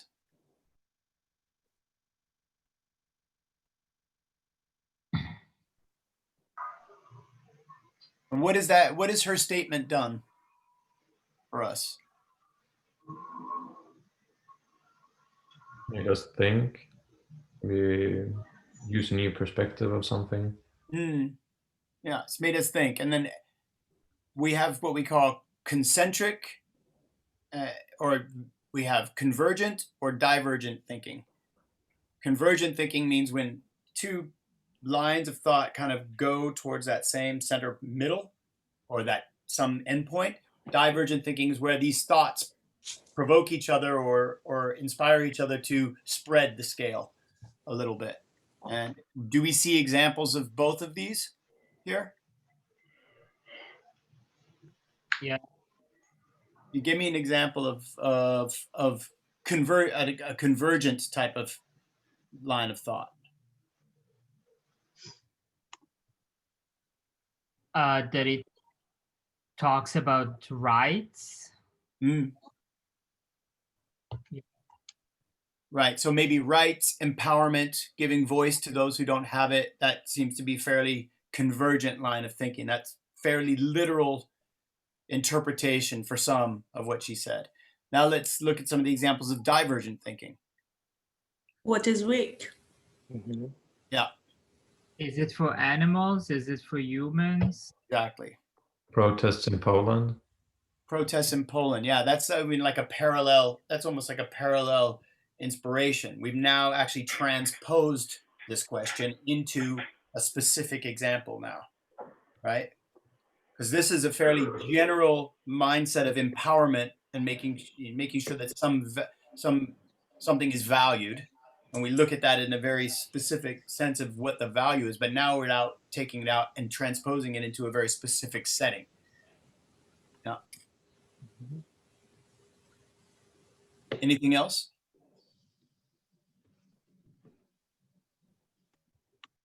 Who wrote Earthquake? Shay, you wrote Earthquake. Yeah. When she said it, I immediately went into what is happening right now in the world. And the first thing that came up to my mind is the earthquake in Greece and Turkey that happened yesterday. So I was thinking perhaps that. Mm. Mm-hmm. Yeah, because essentially we apply our own understanding and experience into everything that we hear. So there is also this filter. Oh yeah, someone says protests in Poland because they heard about it or they're concerned with it, and so we reapply it in another context that might be not directly related to what the speaker said actually. Mm. Mm-hmm. Okay, should we go with another person? Yeah, let's try one more of these, right? Mm-hmm. Who else would like to share something? Sure. Mm-hmm. Concerned of how people aren't treated the same in all areas, depending on race, sexuality, religion, and so on.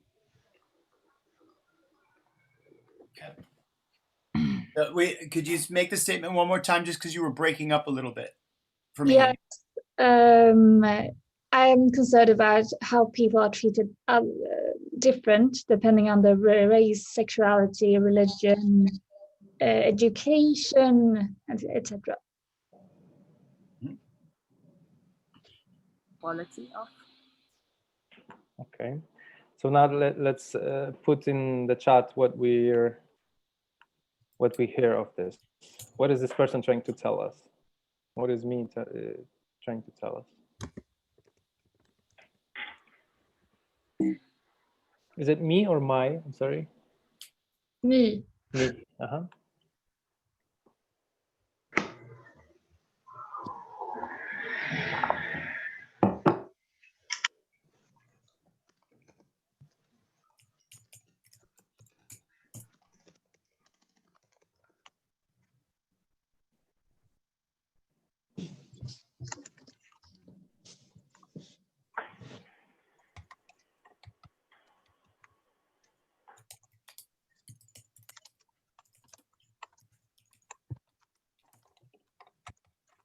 I'm gonna start reading them as they come. Keep typing them in, guys. Okay. The politics of inequality, social injustice, inequality, wants the same rights for all, Inequality is systemic. Equality. Unfair interpersonal human behavior. World is unfair. What keeps us apart? Elections in the US and its influence on global society. System change. Anything else?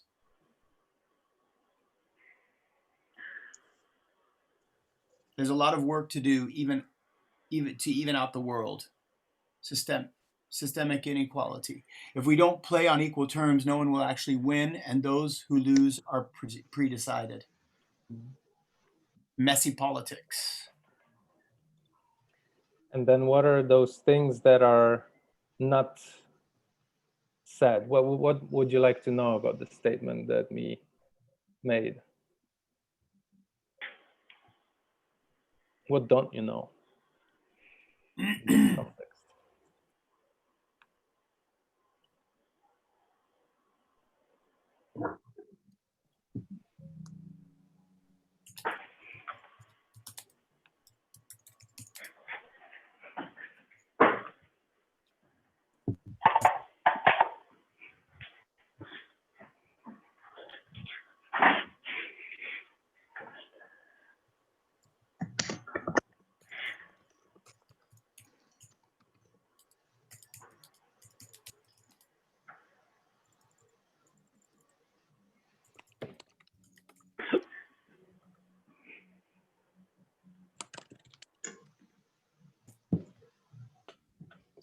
Start asking the questions.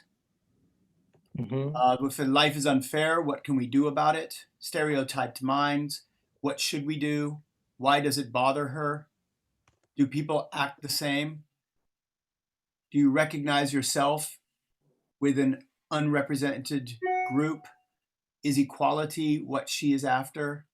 Why does this happen, and how could we as individuals do something on a daily basis to change this? Have you always felt this way? Why is it unfair? What would be the preferred situation? How can I, myself, can help her with this? Concerned about this happening locally, globally, or both. I am so small. Are these behaviors unintentional? Why is there so much social injustice? What can you do for change?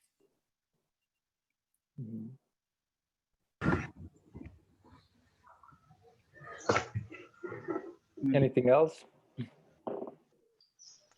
How these behaviors started?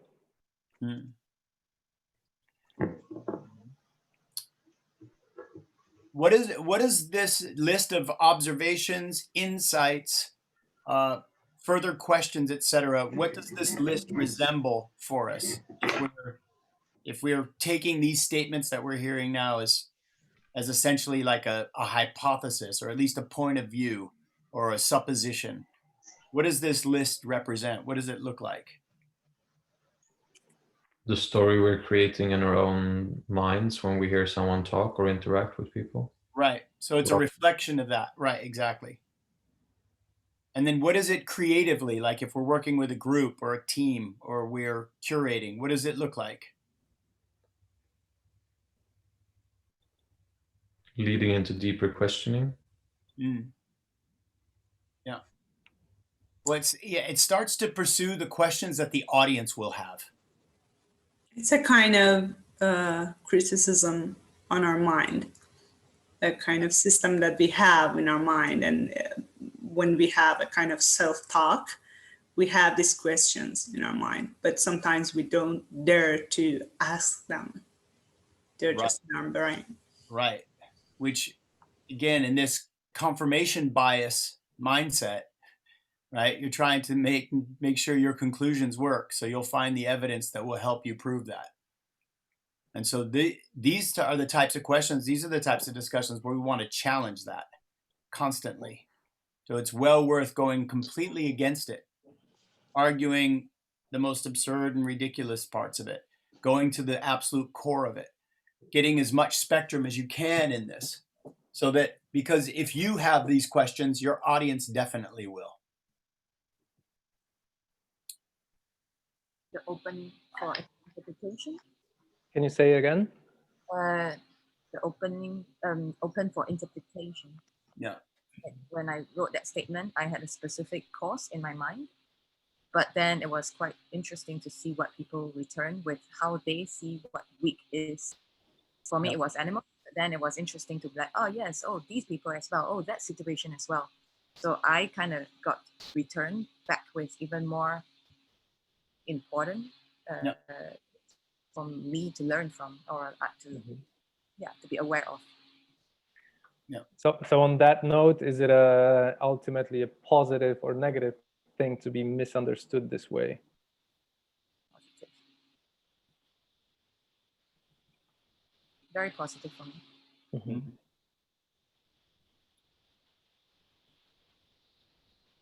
I also think it is positive, but it's also quite depending on if these questions actually reach the person who stated the statement, sort of. So even if there is not a communication between the group and the one with the opinion, then you lose half of these things, and there can be a miscommunication.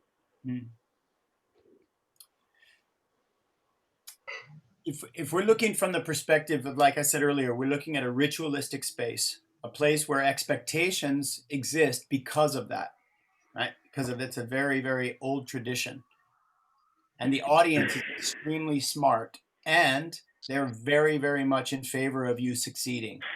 So there are already biases. They're biased to making sure that what they see from you, they like. You're biased in making sure that your view and understanding is clear. And the problem is that's not sometimes always the most challenging way to look at things.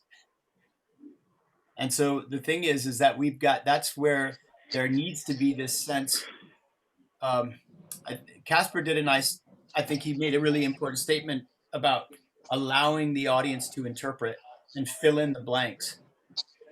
And I think that that's really how we respect them as highly intelligent, because that's ultimately what we want to do with an audience. We want to remind them of how highly intelligent they are. And that all of these questions and feelings and things that we're putting out there are things that they've certainly felt and thought of before. We don't want audiences to come in and think, I've never seen this. This is what we want audiences to come and go, oh, fuck, of course. Or we want them to go, oh my God, I don't think that way, or whatever it is. And in order for that to happen, we have to leave these possibilities. We bring A, for example, Pebbles and me's statement, they brought A. Now we as the audience, we bring B. B is our further extrapolation or projecting on this idea, the questions that it stimulates, the other logical divergent or convergent thoughts that exist. You bring C, right? So now you go, I anticipated these thoughts and questions and mindsets. Now I'm going to put a little bit of my feelings under these things. And then we get into this reciprocal move with them to where we bring a bit, they fill in the blanks. Then we kind of understand what these next questions are. So we bring another bit, and then they again fill in the blanks. And this is how we get into very memorable experiences for people, because they know how much they put into it. They walked step by step. Does this make sense? My feeling is this: you'll probably remember what me and Pebbles wrote or said here more than if we didn't do this exercise. Just because we did this, you will now go away and think about how others responded to it, how I responded to it, where we transposed this, what other questions we put up around it, etc. Should we try one more or go, Melbourne? Well, I had an idea of what one thing we could do that's a bit performative, if we feel okay with it. Yeah, let's do this. All right, great. This game is called A Lover Is, all right? And it doesn't have to be like that, but we'll start off that way. What I would like to ask is that everybody except one person turn off their videos. So just go video off, stop video.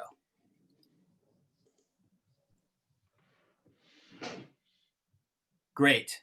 Shai, you're going to stay with us. Wonderful. Oh, okay. Thank you so much for volunteering. You look fantastic. All right. That's a really great shirt. It really suits you. So Shai's going to be on screen. Shai, your only job is to just stare forward as expressionless as possible. There's really nothing you need to do. So I'm going to emphasize that. You do not need to do anything, and you do not even need to respond to what you hear us say. Just stay right where you are, like you are. All right? Is that okay? Great. Thanks for not even responding. You're perfect. Okay, our job is we intermittently, as you feel inspired, guys, and actually I'll ask everybody just to turn their volumes down to see if we can get rid of that echo.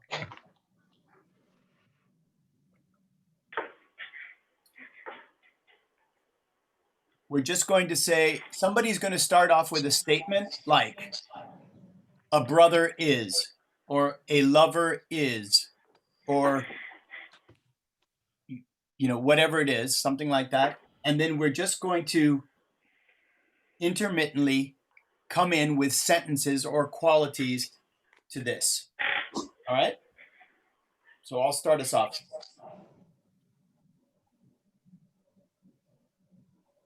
A brother is there when you need him to be.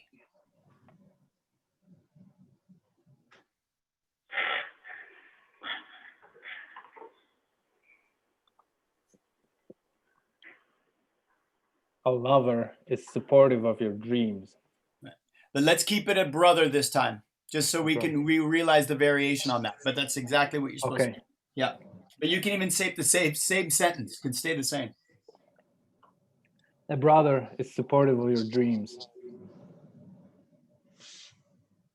A brother is not bound to you by blood. Brother is one who fights with you. A brother is always by your side. A brother can disappoint. He can come up short. A brother is always honest. A brother never leaves you alone.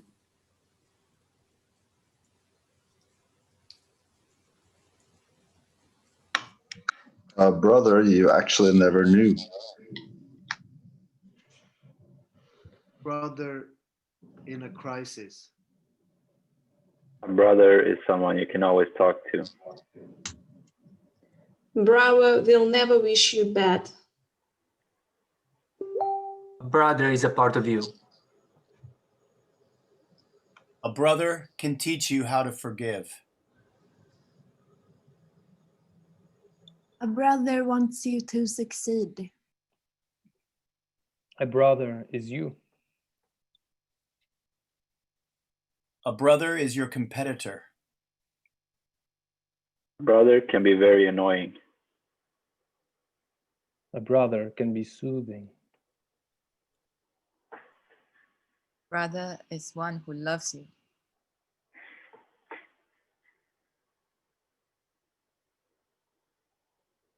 A brother can be super honest. A brother is abroad there. Brother can be afraid. Brother is someone you miss. And one final one.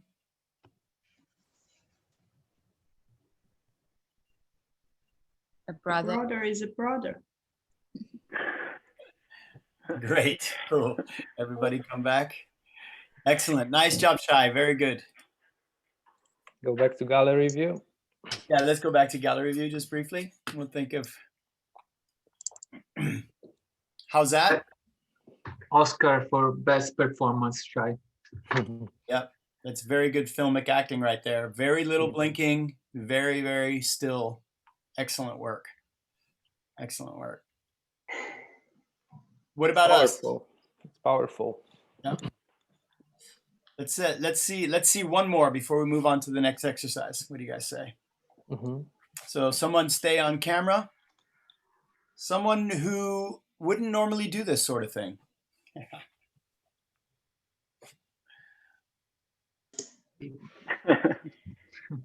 Okay, go.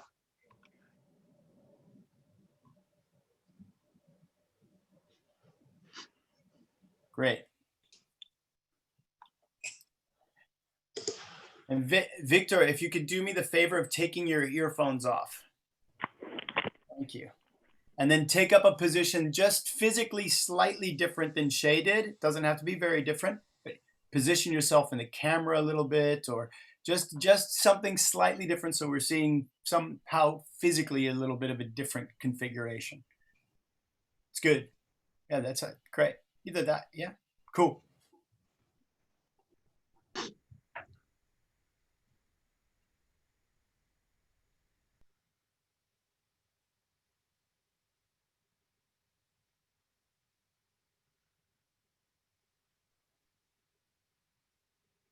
A lover is uncertain.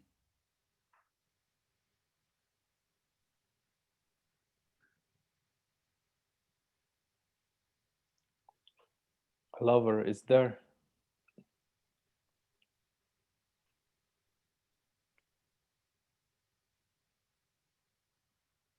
Lover will never betray. A lover will always stay.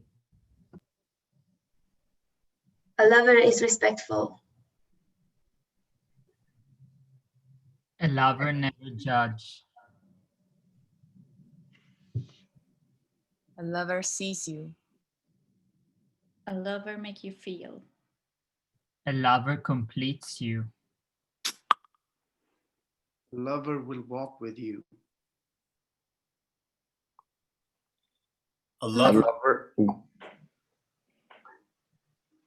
A lover can make mistakes. A lover is human. A lover corrupts. A lover is the only thing you need. A lover is present. A lover is a car on the highway of your heart. A lover can hate you. A lover can break your heart. A lover has secrets. A lover is not you. A lover can leave you.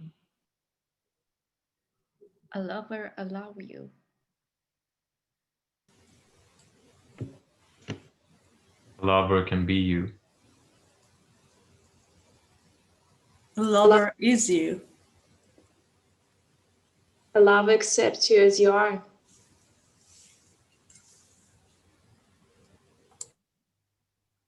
A lover is patient. A lover is kind. A lover accepts you.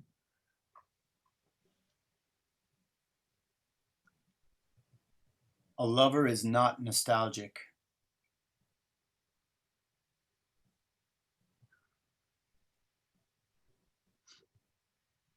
A lover is impermanent. Give us the last one.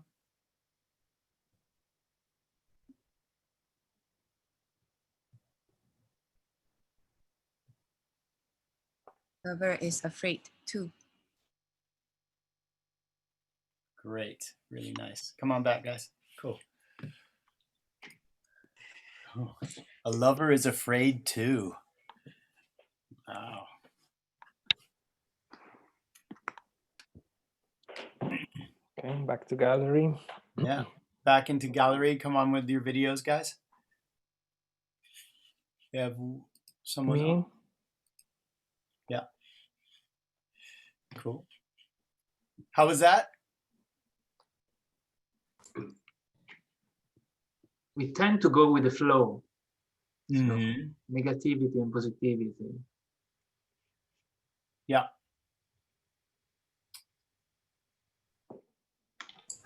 I felt that the meaning of brother was more somehow the same for everyone, but for lover, the meaning of lover was slightly different. Mm-hmm. Sentences. Yeah. Yes. Would you say that if we have to grade on the, let's do the scale of like safe, dangerous. If let's say that safe is 1 and dangerous is 10. Where were we on the brother, when we were projecting on the brother, where were we on the safe, dangerous scale? Which one is safe, 10 or 0? 1 is safe, 10 is dangerous. 1 is like completely ridiculously safe, like rubber room, gloves, helmets. And then 10 is like jumping off of the canyon side, no squirrel suit. Where were we? Brother is more 3. Thinking 3. We were in the 3 zone. I was thinking 3 as well. Yeah. And then the lover, where were we? It can be anywhere. No, I'm asking how we were. Uh-huh. I'm not objectively talking about it. I'm talking about how the group did this exercise. 5.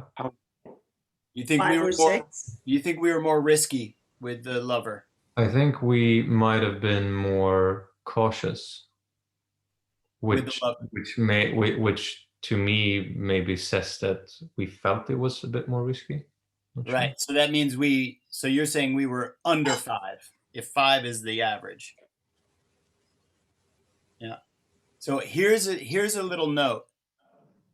We should always push our danger boundaries. Yeah. Because if we're in the world of art, if we're in the world of culture, we are going, as we say in theater, the moment that the stage is a safe place, it's no longer a theater. Yep. There's no reason for it to be the theater anymore. The stage has to be a more dangerous place than home. And I believe that art presentations, galleries, and any sort of collection must be more dangerous than home. So we need to push that piquant salsa level a little higher. I would suggest more ghost peppers. Have you ever experienced that you took it too far? Have I ever experienced it? No, I'm so fundamentally safe that I'm probably not that dangerous, but I would like to think I could. But I guess the question is, what's too far? Because I think like physical danger, maiming, like I think that's too far. Yeah, I think like physical danger for people in this world is too far. I don't think that ever has a place. And then I think like gratuitously emotionally damaging people, that's way too far. That's unnecessary. But I think challenging these things and pushing the envelope of these things with consequence, I think it's actually fundamental. I think it needs to happen. You mean that we need to be kind of ready to embrace this kind of challenges? I think we need to be ready to show how dangerous and how consequential things are. Yeah.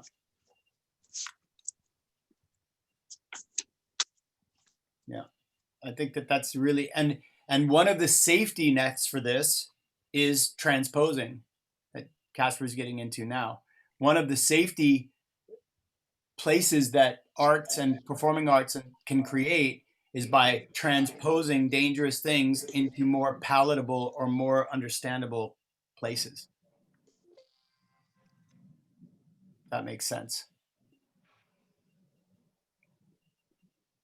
No. Any other thoughts on this?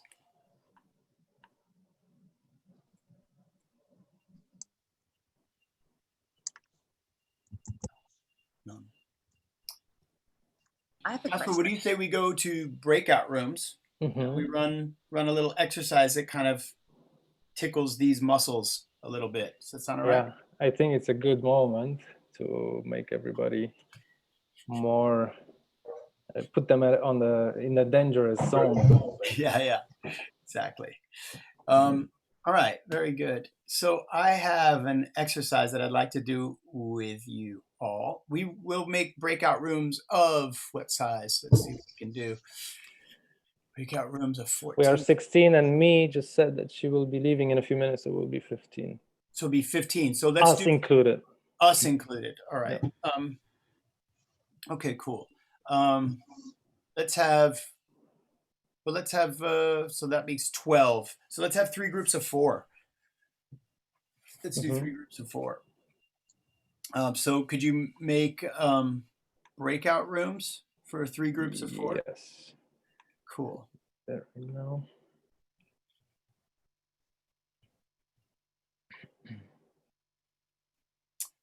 Excellent. And in the meantime, I'll explain the exercise. Yes.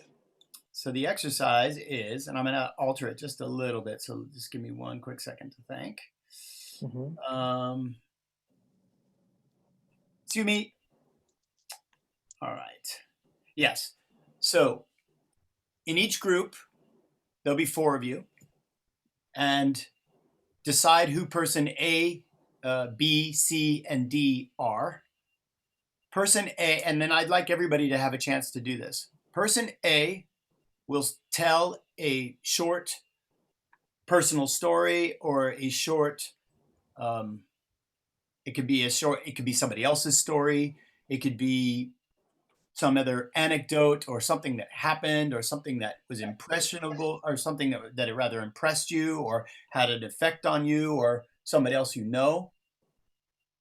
And you tell this short personal story, or this personal account. The person B, the second person, is going to retell this story as a 3-act play, or, as Pebbles pointed out earlier, a movie. You're going to transpose this story into a movie script or a 3-act theater play format. Okay, that's person B. Person C is going to identify a parallel story, a metaphor, or a way to transpose this story into a complete other way. And person D is going to tell us what has not been explicitly shared, or what can be read in between the lines of this story. Does that make sense? So I'll go through it again. Person A, you tell the account. Person B, you retell it as a film script or a 3-act play. Person C, you tell it as a metaphor or a parallel story or a parable. And person D, you tell us all of the things that were not explicitly said or shared in the first account. Okay? And then I'd like everybody to get a turn in every position, if that makes sense, if we could do that.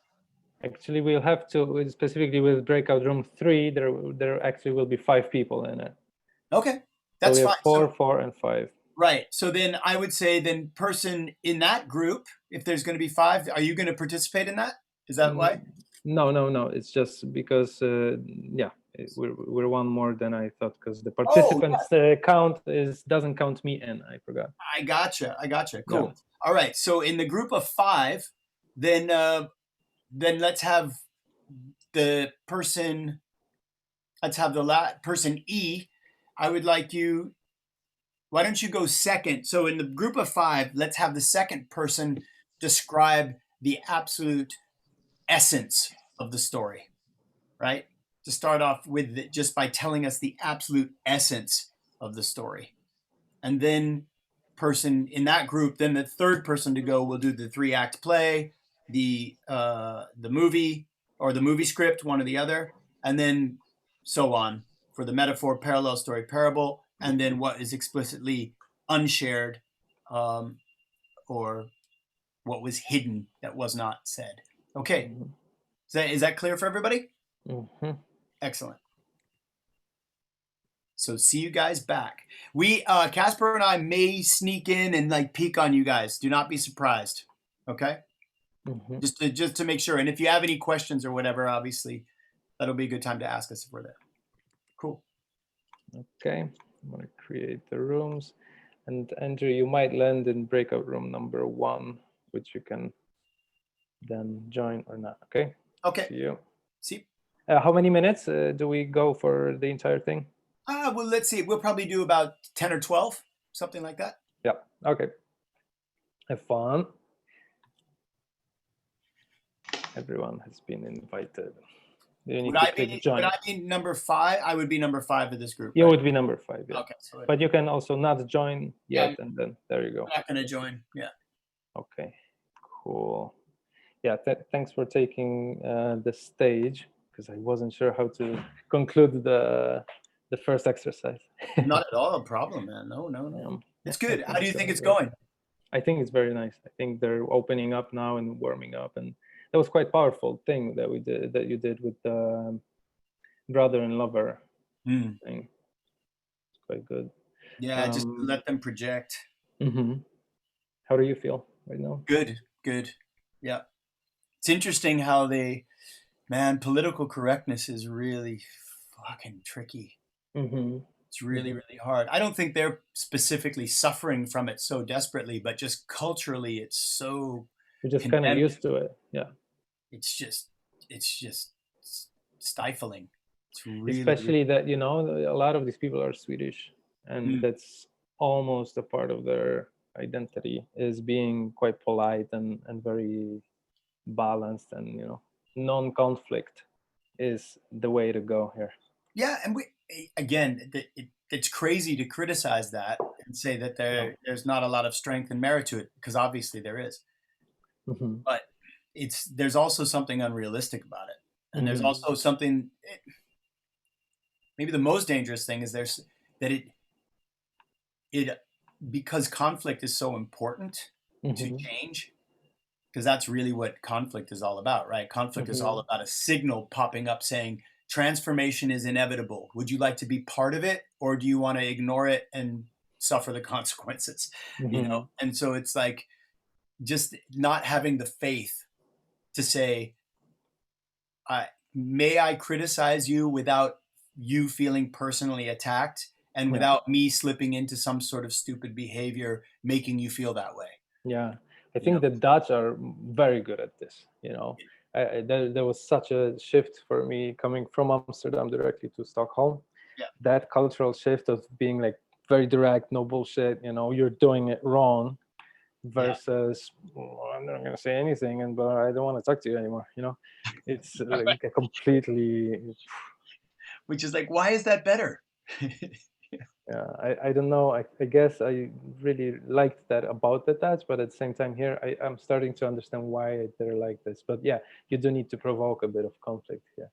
Sometimes I find that useful. Well, or just to be, it's like you want to align with people to be able to examine what's at question. Yeah. Rather than to just say, you think this, I think that, we're opposed, and I'm going to tell you why we don't agree. Anyway, it's interesting. I'm thinking because we have now 11:34. I have a thing that I cannot be late to at 12:30. So by 12:20, I will have to make sure I'm out. And theoretically, we should let them go at 12, but I guess a few minutes overrun is fine, just to make sure that we land this on time, or more or less on time, and still leave room for discussion. Do you think we should join them in one of these rooms, or just let them do their thing? That's a good question. I don't know if I can join them in one of the rooms. You were invited into breakout room 1. I can also move you. What they're doing. I can go see what they're doing. And I can also jump into another one. Or it's fun to just to make sure they're getting on all right. Yeah. This may mean that we skip the transposing scene. Thing. Right. You think so? Okay. Well, we'll see how it goes. I mean, it just, if we make sure that they get something out of this, you know, we could attempt one group, maybe. Yeah, or we could just show one. Yeah. You know, we could have two people do a little scene where we do this, and then we say, okay, now do this scene again, or have two more people, or to have them do the scene again and say, okay, but now it's not about this, now it's about that. Yeah, I think it's nice. I think it's nice for them to see it. And so we can just pop in there for a minute, but I do need to go to the bathroom for a moment. Okay. Well, can you give me an invite again, maybe, because I don't know if I can. Yeah, I can move you to breakout room number 2, for example. Perfect. Let me see what they're doing. Okay. And now you should be able to click join somehow. Not yet. Maybe on the list of participants, or? No, I don't see anything. I'm still in this room. Move to breakout room number 3. There's no join button for you? No, didn't come up. I wonder why. Maybe that's because you're co-host. I don't know. I'm gonna withdraw the co-host permission and see if it changes anything. And now, I'm sorry, man. Okay, is anything coming up on the participants list, chat? Nowhere. No. I think you're the only one who can do that, really. I think you're the only one. Who can do what, you mean? Just to join them? jump in and out of rooms, yeah. Freely. Mm-hmm. But I wonder why you're not getting like this join button anywhere. I know. I had it. I said I'd join later, and then it just disappeared, and it never came back. Okay. It's okay. I'm okay. We can just wait for them to come back. All right. Well, I'm gonna pop in the bathroom then for a second.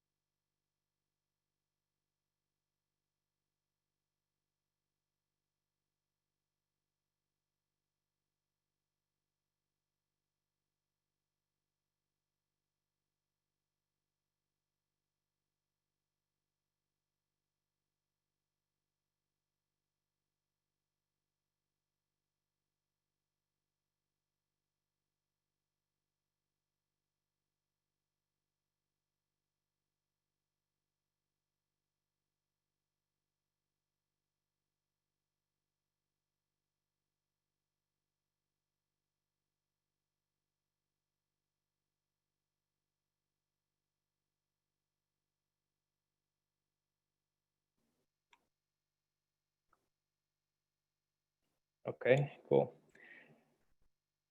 And so now when they're back, we just ask them to basically one of the groups to perform the story in a sense. You're muted. One group should take us through one of their stories or one of their processes, or each group can give us kind of surmise one of their highlights. Mm-hmm. Okay. You know what I mean? Like have one person tell us their movie script. Okay. Have one person tell us the parable that was born, or have, whatever it is. And then we can go have them do that first, and then have the person recount the original story. So first the metaphor. First the metaphor. Yeah. Mm-hmm. So that we all experience as like an audience would. Right? And then let us get the epiphany of going, that's how that connection happened. Right. Okay. Yeah. So the first question is to share the parable or the metaphor of the story that was shared within the group. Right. Or not the highlights. Yeah, not exactly. Yeah. All right. And then you think it's better to do one by one, or like all three metaphors and then all three stories, or metaphor, story, metaphor, story, metaphor, story? I think let each group just pick one of theirs that they did. Actually, let's write that to them in the chat. Like once you're done, pick one of these stories that we'll find a way for it to share with us. And then when they come back, we'll give them the choice of saying, would you guys like to share the 3-act play or the movie script? Would you guys like to share the parallel or the parable, that was born? Okay. Like that. Would you like to share what was not explicit in the story, and then then tell us the original story. Mm-hmm. That's what I would say.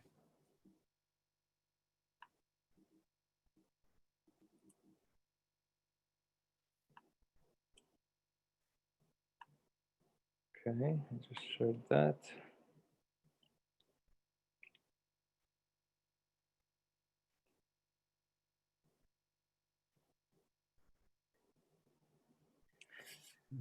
All right. We'll just explain to them for them to share the original story last or second. Last.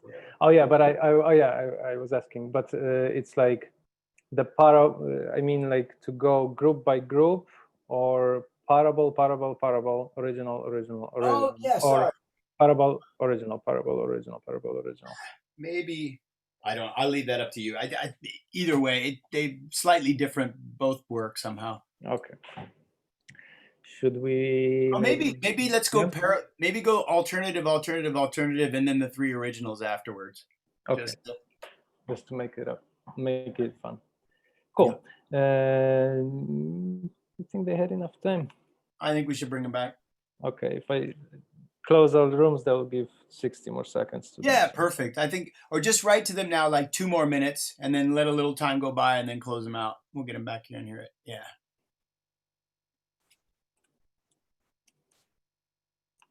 But that's cool. I think this is a good way to do it, because at least they got some significant time in a breakout group in a room to do something together, which I think is cool. Yeah. And I notice each time the breakout rooms are formed, the first 2 minutes are wasted for awkwardness of, okay, well, now we're in this weird smaller circle, even if it's the same kind of people. No. But perhaps here might be different, since they've already had quite a bit of interaction between one another. Maybe that's not as strong. Yeah. But great. I think this has gone well too. It's really nice. I winged the first part with the machines, to make it more and more like the snowball thing, with the silly walks and the plane landing. I didn't think of that earlier, so I guess it worked. And then the discussion that followed was much more profound than I thought it would, actually. I thought it worked really, really well. Yeah. I thought we did a nice nice job. It was cool. Nice. A lot of cool things came out of it. Yeah, I mean, look in the chat. Look in the chat history. Like a lot of interesting. Yeah, there's a lot there. Actually. It's true. Okay, I'm going to close all the rooms. Give them 60 more seconds.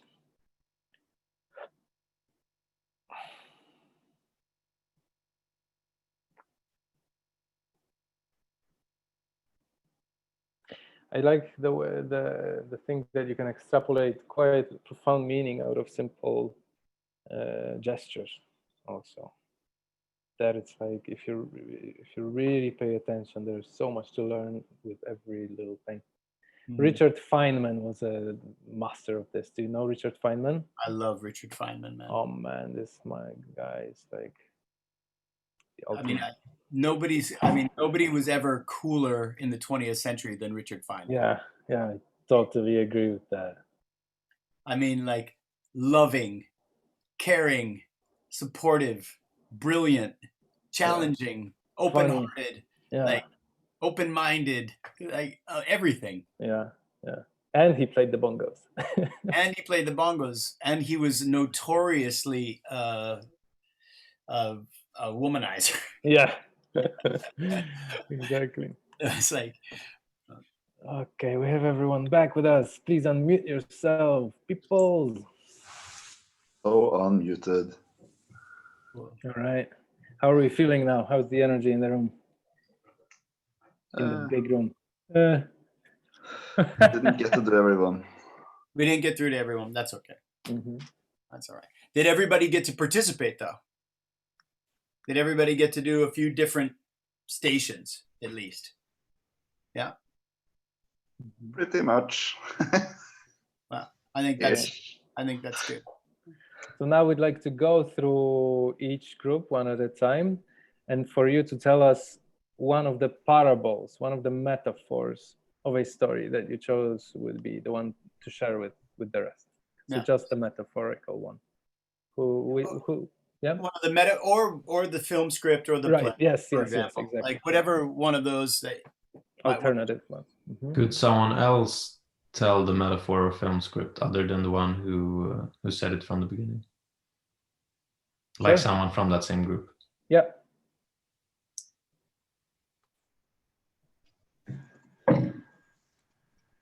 So which group wants to go first? Let's volunteer group number 1. Hannah, Christer, Lovisa, and Victor. So one of you, please. Okay. Maybe one metaphor would be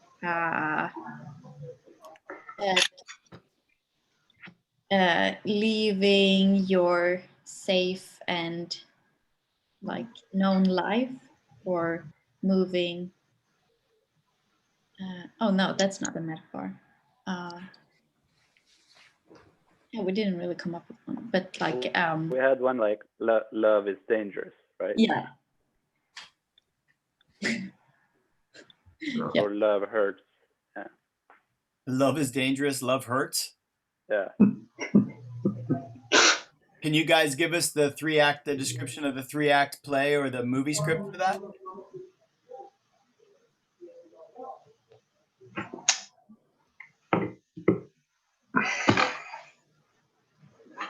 Yeah. Okay. A guy has this job, has to travel a lot, land in a meeting in a different country, in the sales meeting, just find a woman very attractive and very smart and very intelligent, and just immediately know that there will be a lot of things he has to take care of to move there and like get this woman and the life that he imagines at that point. So the struggle begins. A lot of different struggles with like logistics and leave people that he loves behind and move, and the uncertainty if the relationship's going to work out or not, and then it works out and they live happily ever after. Cool. Very cool. Okay. Should we go to the... I can go through the acts of one of our stories. Cool. So Act 1, people from all over Scandinavia, you see them packing their bags and getting themselves ready for a trip. Like some people from Norway, Denmark, Finland. And you see these people on the way to Stockholm, where they all meet up at the central station in Stockholm, together with the main character who already lives in Stockholm. And in Act 2, they all take a train and sit and discuss the demonstration that they have been planning and how they will do this non-violent demonstration. So they sit in a train on the way to Dalarna, and when they get to Dalarna, Act 3 begins, and Act 3 is them actually getting to the pig farm, slaughterhouse, where they then blockade the entrance, and after a while police comes and they take the main character and transport him to a different location to disrupt this demonstration. All right. Very cool. And smoking. Excellent. And Group C, the third group? Is that us? I don't know what group it was. That was Erazu, Joyce, Mario, Noah, Pebble. Yes. Okay, so the last thing I said actually was the kind of metaphor thing. It was that everything happens for a reason. And that was because there was this story about a wallet and a phone being taken away from the main person, but that actually turned out to be something, well, not good, but something good came out of it. Mm-hmm. Can somebody walk us through the movie script or the play or the parable, the whole story? So transposing it to another place, like we got from Pierre. Do we have that? The story starts with a plan of a girl travel to another city, and she's there to take a lot of pictures and explore more humanity in her mind. And she's so kind to other people, and she's so positive about everything. But in the first day, someone took her bag, and she cannot find it. So she's in this moment, she's so disappointed and try to start negative thought at the beginning. But after a while, she tries to change her mind from negative to positive again, and think that, okay, maybe that person who took my bag, he or she was in need, and she or he is going to buy a food for a child or someone else that is hungry. So she started to be more positive again and be more faithful on the term of humanity. And she decides to have a kind of tattoo on her hand. Love, I don't remember the exact love. The meaning is having faith on love, and it's a kind of reminder for her to love people and never get disappointed of humanity.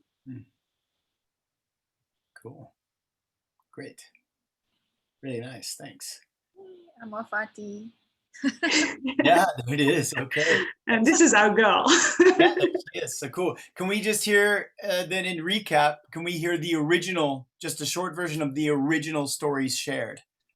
So for Love Hurts, what was the person who shared that original story? Could you tell us just shortly what that original story was? Pebble? I guess it was kind of a mix of stories, I think, in our presentation here. But maybe we should go with Christer's or the one that was related to the Love Hurts. Okay, yeah. Maybe that was Louisa's then. Mm-hmm. Yeah, maybe a better, like the story I shared would maybe be Love is Uncertain or something. Okay, and what was the original story told? Just quickly, what was the original story you shared? Yeah, it was not me, but... Oh, so who was it? Who did it? Wasn't it you, Christer? There's a mix between two stories right now. So either it's hers or it's mine. So I'm a little bit like on the fence. What do you want me to tell you? You're given permission right now to jump off that fence and just tell us your Love Hurts story. Well, it doesn't hurt. That's the thing. So it was the wrong metaphor. So love is great, but the uncertainty is sort of the point there. I left my very cushy job in New York and came to Sweden to be with my now fiance. Okay. A few years ago. Excellent. Cool. It's good to know. Right on. And group B, the blocking the pig farm. What was the original story and who shared it? Original story, me and a couple of activists from Stockholm going down to the southern parts of Sweden to meet up other activists from Denmark and Sweden and Finland. and then posing as a simple demonstration, like on the side of a road to a slaughterhouse. And then when one of the cars came in, like going in front of the car with kind of high visibility vests on, and then kind of wrestling my way past a security guard who tried to grab me and just like sit down on the tarmac and block it until they called the police, who came and kind of read out what they were going to do, and then simply not responding to them, like being kind but not moving. So letting them move us, because it was like just to show a statement that how we treat animals isn't okay.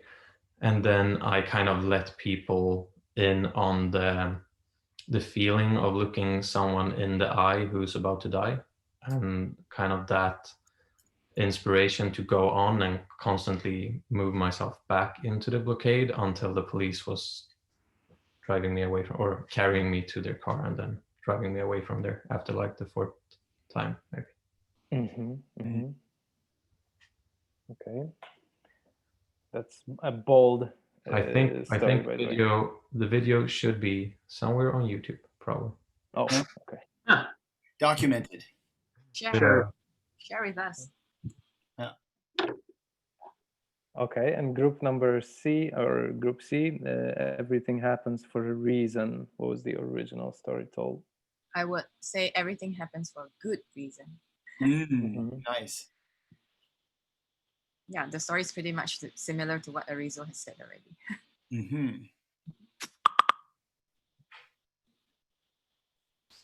So yeah, okay. So that was a representation of the original story. Okay. Yeah, like to still have faith in humanity, no matter how fucked up it is or we think it is. In short. Yeah. Gotcha. Gotcha. All right. Very cool. Well, thanks guys for sharing that. Yeah, it's a really kind of wonderful technique to be able to break things down and to juxtapose them and transpose them. Very worthwhile trying to set aside even more time, as you can probably even get a sense here. Not an easy thing to do necessarily, because intellectually I think it's very easy to grasp, but I think in practice it's tricky to try to pick how to do it and what are effective ways. And I think one of the really only effective ways is trial and error, is just really resetting things and transposing things and looking for diverging or converging concepts to try to represent the emotions, the feelings, or the dynamics that you're going after. We are at noon. Casper, I don't know what you want to, because I know we've got to be very respectful of people's time and energy. Well, if you guys are okay with it, we can overrun maybe 10-15 minutes, if that's okay. If that's not okay for you, that's obviously completely acceptable. Sorry, I should go. Well, for those of you who need to, you can go now, but we will stay another 10-15. I'm gonna say I don't wanna, but I probably need to get some lunch and to get sorted before meeting up with my group. Or maybe you can already start to slowly check out. Like Yeah, I think that let's just check out. So I'll land. Yeah, let's land then. Perfect. Let's do that. So then maybe we'll be 5-7 more minutes, and then we'll wrap it up. So the question would be, what do you guys take with you out of the session today?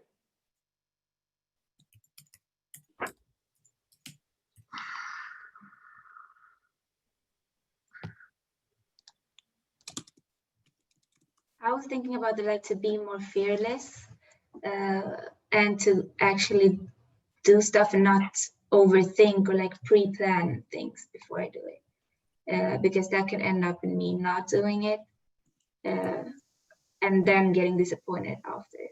It happened a lot. So just not think too much and just do stuff. I like the thing where you surprise yourself in the last minute. I'm gonna try to do that more. For me, Go ahead, Mario. the sentence that if you cannot get out of it, get very into it, was very catchy.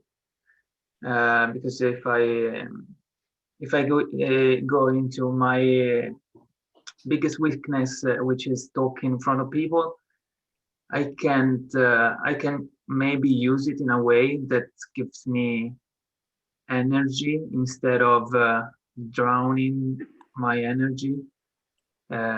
So maybe I can do even more to feel better. Thank you. Nice. I wrote down a sentence that's like, I wrote, being a perfectionist is being afraid of winning. It's like in the theme of challenge, it's fundamental and trying to, yeah, I liked some of the sentences Casper wrote, or that Andrew, I think you said, the moment that a stage is safe place, it's no longer a theater. Thank you.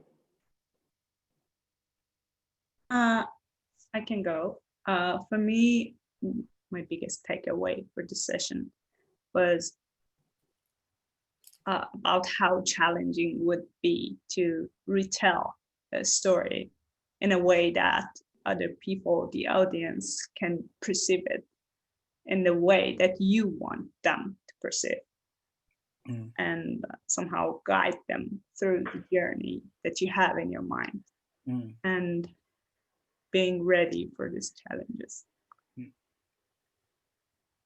It's a really good point. Just quickly, because one thing that would be great, and it would be lovely to be able to continue some of these thoughts, but I just give you theoretically a little bit of the thought and it from a theatrical perspective on transposing.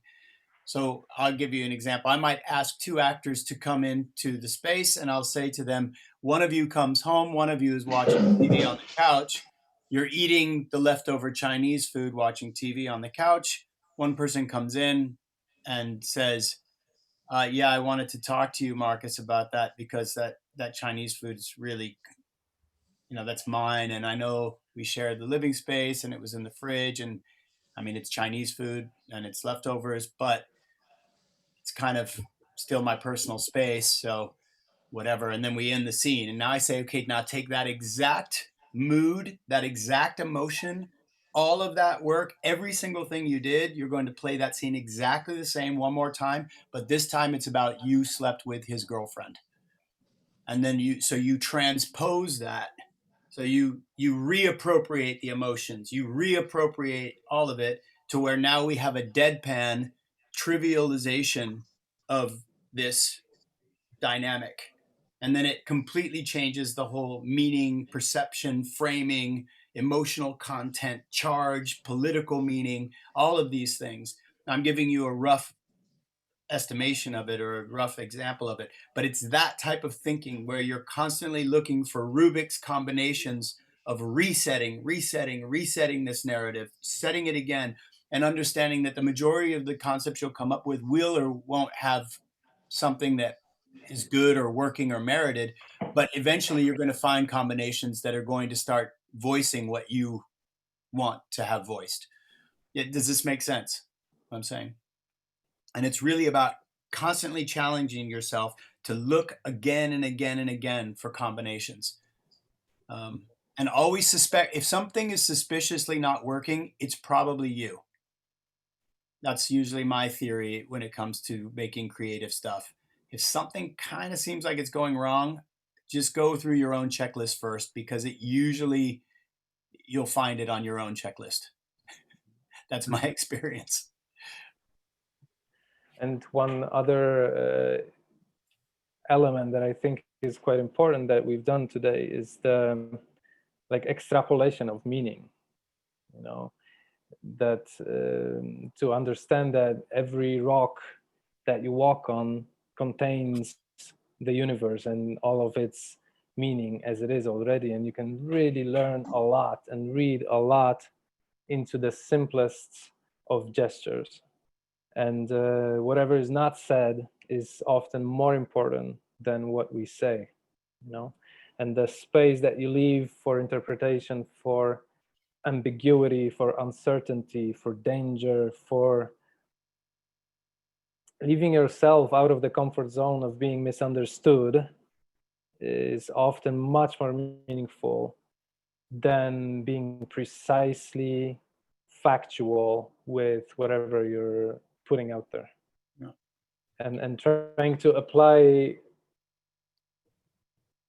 an insight or a learning that you noted to a completely unrelated realm is very fun, you know, to kind of look at your learning as roots underground that can connect with each other, and the trees that sprout from those roots, they can grow into seemingly unrelated forests, but they will share a certain truth to them. So I also would implore you, if that's a word, That's a great word.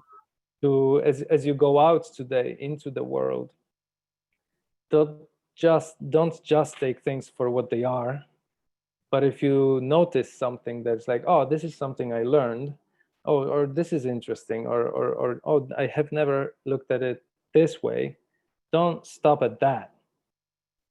Take it and think how it applies to other things in your life or in someone else's life, or take that and apply it to the next learning, mix them up together, and the next thing you put out there doesn't have to be literally about that thing. You don't have to speak about climate change with an image of an ocean. And the entire idea of transposing either your emotional spectrum or the learning, intellectual learning, to another realm is not only fun, challenging for us, but also for the audience to decipher those meanings. Yeah, excellent. Yeah, I would really emphasize and echo that audiences are looking for truth. They are not looking for fact. Especially when it comes to performance art and storytelling, they really want to resonate with what the storyteller's truth is, and they're looking for clues of that. They're not looking for facts. Mm-hmm. I actually, throughout this workshop, couldn't stop thinking about the saying by Maya Angelou of like, at the end of the day, people won't remember what you said or did. They will remember how you made them feel. Mm. And for me, at least, like, you know, listening to everyone and everything that had been said, it's really all about that. Like, at the end, it doesn't really matter what's the story or what is the, yeah, like, it's not about telling a story. It's about giving people the opportunity to become one with the story and interpret it according to their own world. And yeah, like making them participate and bring in their own influences into it. Thank you. And who else haven't shared their learning or their takeaway from today? I can share. For me, the biggest takeaway was like a combination of what Shay was talking about, like optimistic and negative, and like not necessarily being positive, and the difference between that. And also what Andrew talked about, when there's like uncertainty, we tend, or like improvisation and uncertainty, we tend to be like more in the negative feelings and thinking, because everything is uncertain, and like that's our response to that.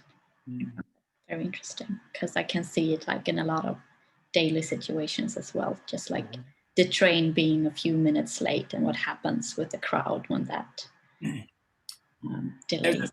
There's a very good trick for this in an interview. When you're interviewing somebody who's nervous or worried, you ask them a question that allows them to say no first. and it takes away this control frustration. It's very stupid. It's very trivial what I'm telling you, but we're social animals and we're looking for relief. And so a lot of times it'd say, could I get you another drink? Or are you still thirsty? And it just allow them to say, no, I'm fine. Or allow them to say, yeah, I'd have another one. Now they've controlled the situation and you're diffusing a certain opportunity for continued negativity just by doing this. Interesting. But it's madness, but it's absurd at the percentage of success you'll get from that. It's insane. We can change improvisers from being really grumpy and negative in like 5 seconds by allowing them to do that just one time. Yeah. Thank you. Share my checkout. So I think my learning is, if we want to be listened, we first have to listen. So I like that today we all have a chance to listen to one another. And I think this is a big part of what charisma should be about. And in time to come, I'm very excited to see all of you being the host, or facilitator or the interviewer or, some dialogue instigator, because you will be going out there to kind of dig and hunt for truth or the stories to tell. I mean, you're all the storytellers. So I think it is good practice that we all practice the role of like deep listening first. Then we are able to actually know where to find the good stories to retell them.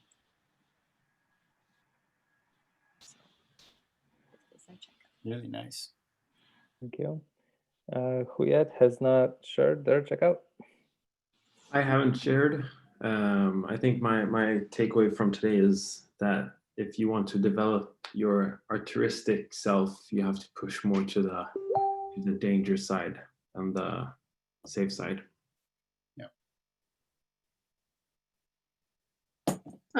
For me, it will be very interesting to look at everyone's perspective when they're like retell the story. For example, everyone just like takes something from the story and start to retell it in their own way.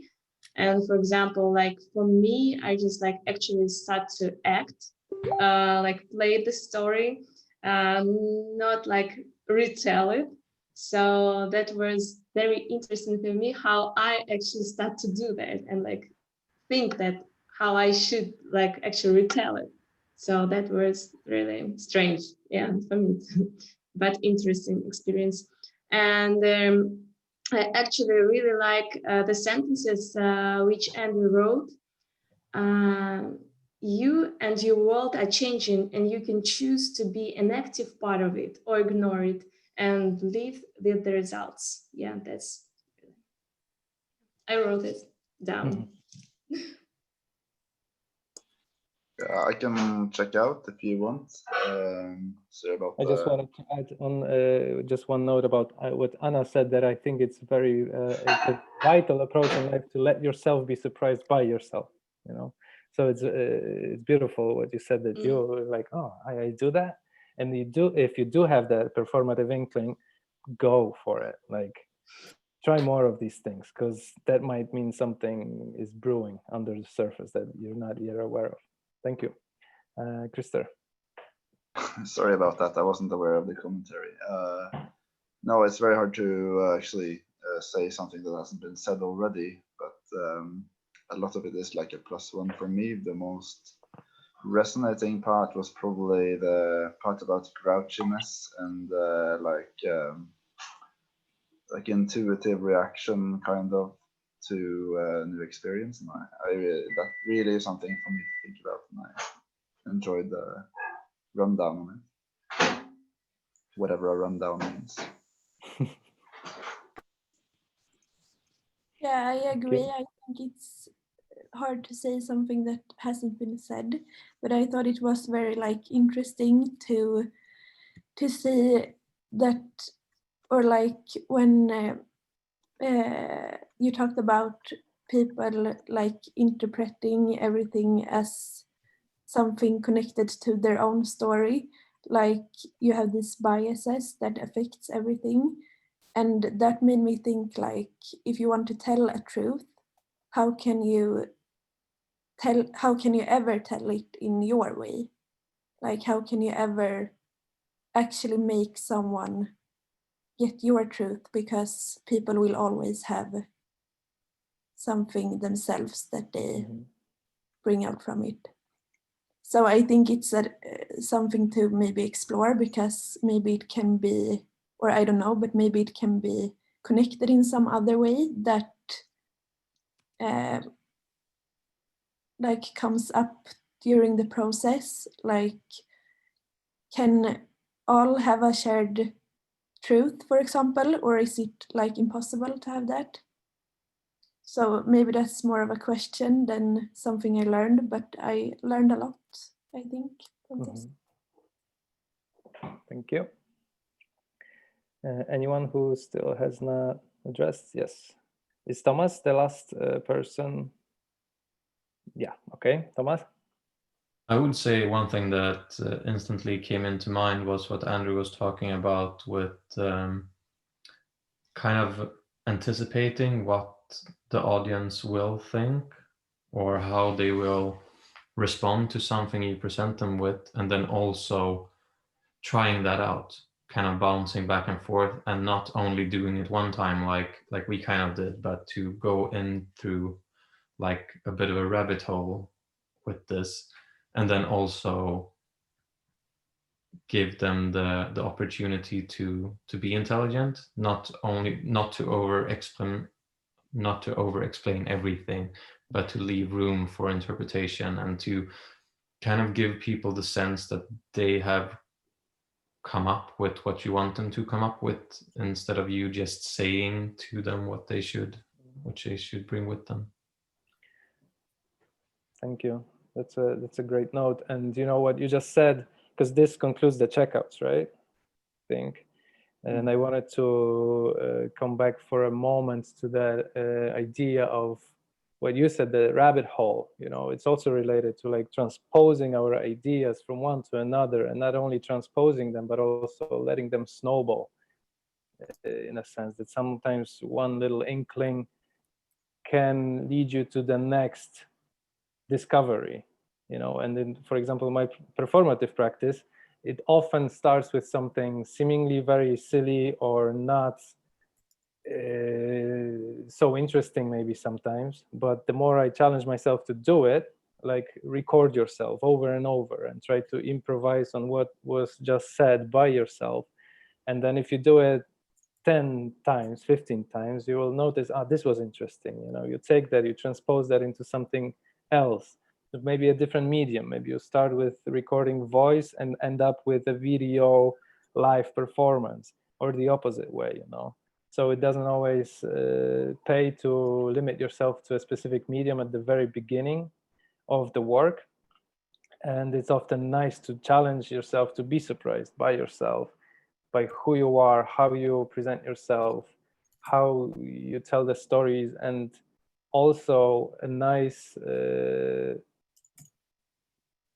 task or challenge is to try to sometimes completely scrap your idea, you know, and build something new based on an idea. But like, if you've put in the work, don't get caught up in this kind of chase of, oh, I've already put so much time and effort into this thing, therefore I have to now continue with this thing. Because if you notice that thing could be made differently or better or more interesting in something else, then also it's nice to maybe challenge yourself to scrap that and build something new, but still based it on top. So the snowball is not only linear process, especially if you work collaboratively with people. And so we've done a lot of these exercises today that allows you to see how a collaborative process, you know, the human machine building on top of one another, taking the baton from the other person, retelling each other's stories, and kind of allowing ourselves the spontaneity of it, but also the perseverance in the spontaneity can create a world of new meanings and interpretations, and truth that can be found in between the lines. Yeah, something very smart. So yes, Andrew, would you have any closing remarks to share with the group? Well, I really enjoyed it. Once again, I think it's a real privilege to work with such open-minded, kind-hearted, adventuresome people. I really mean that, because not every group has this kind of fun spirit. And so I think that was really great, and I really appreciate that. A couple of thoughts, just Tomas was saying some really cool things. I call that idea that you were referring to, of meaning thinking with the audience's mindset, anticipating their types of questions. We call that stealing prejudice. So it means you're anticipating the arguments that will come up, and then you're treating them as if they're your own arguments. You are actually managing and handling them as valid, strong arguments to be examined, looked at, researched. We call it stealing prejudice. You want to steal the audience's prejudice because it aligns you with them. It means that you are both examining the exact same problems. That's an important thing. And then another just quick thing about what Casper was saying here.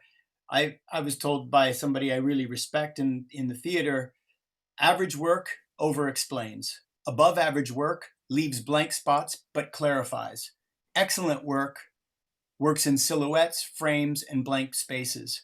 And what that means is the phone rings, the person answers it and says, hello, and the lights go out. And all of this work has been done to where the audience knows exactly what that phone conversation could be. That makes sense. We don't even need to show them the phone conversation because they know the different possibilities of what it could be. And that's because we've worked in the silhouettes, the frames, and the blank spaces so effectively. So if that makes sense, that's kind of what I would like to leave you guys with this concept of transposing, and extrapolate on it, make it bigger and better. Beautiful. Thank you, Andrew, and thanks everybody for joining today's session. And to close it, I want to close with the last 5 seconds machine, human machine, where we all kind of clap out at the same time on 3, and we try to synchronize with one another, a big virtual clap out. So ready, robots, human robots? Okay, 3, 2, 1. Thank you all. Bye, guys. Thank you. Super, thank you. Sorry, if you have more questions, you can ask them in the Slack. Oh, yes. And I Will forgot. be invited into the Slack and mentor. So more questions can be addressed there. There you go. Cool. Enjoy your lunch. Thank you, everyone. Lovely to see you all. Thank you. Bye, guys. Thank you so much. Ciao. Ciao. Ciao.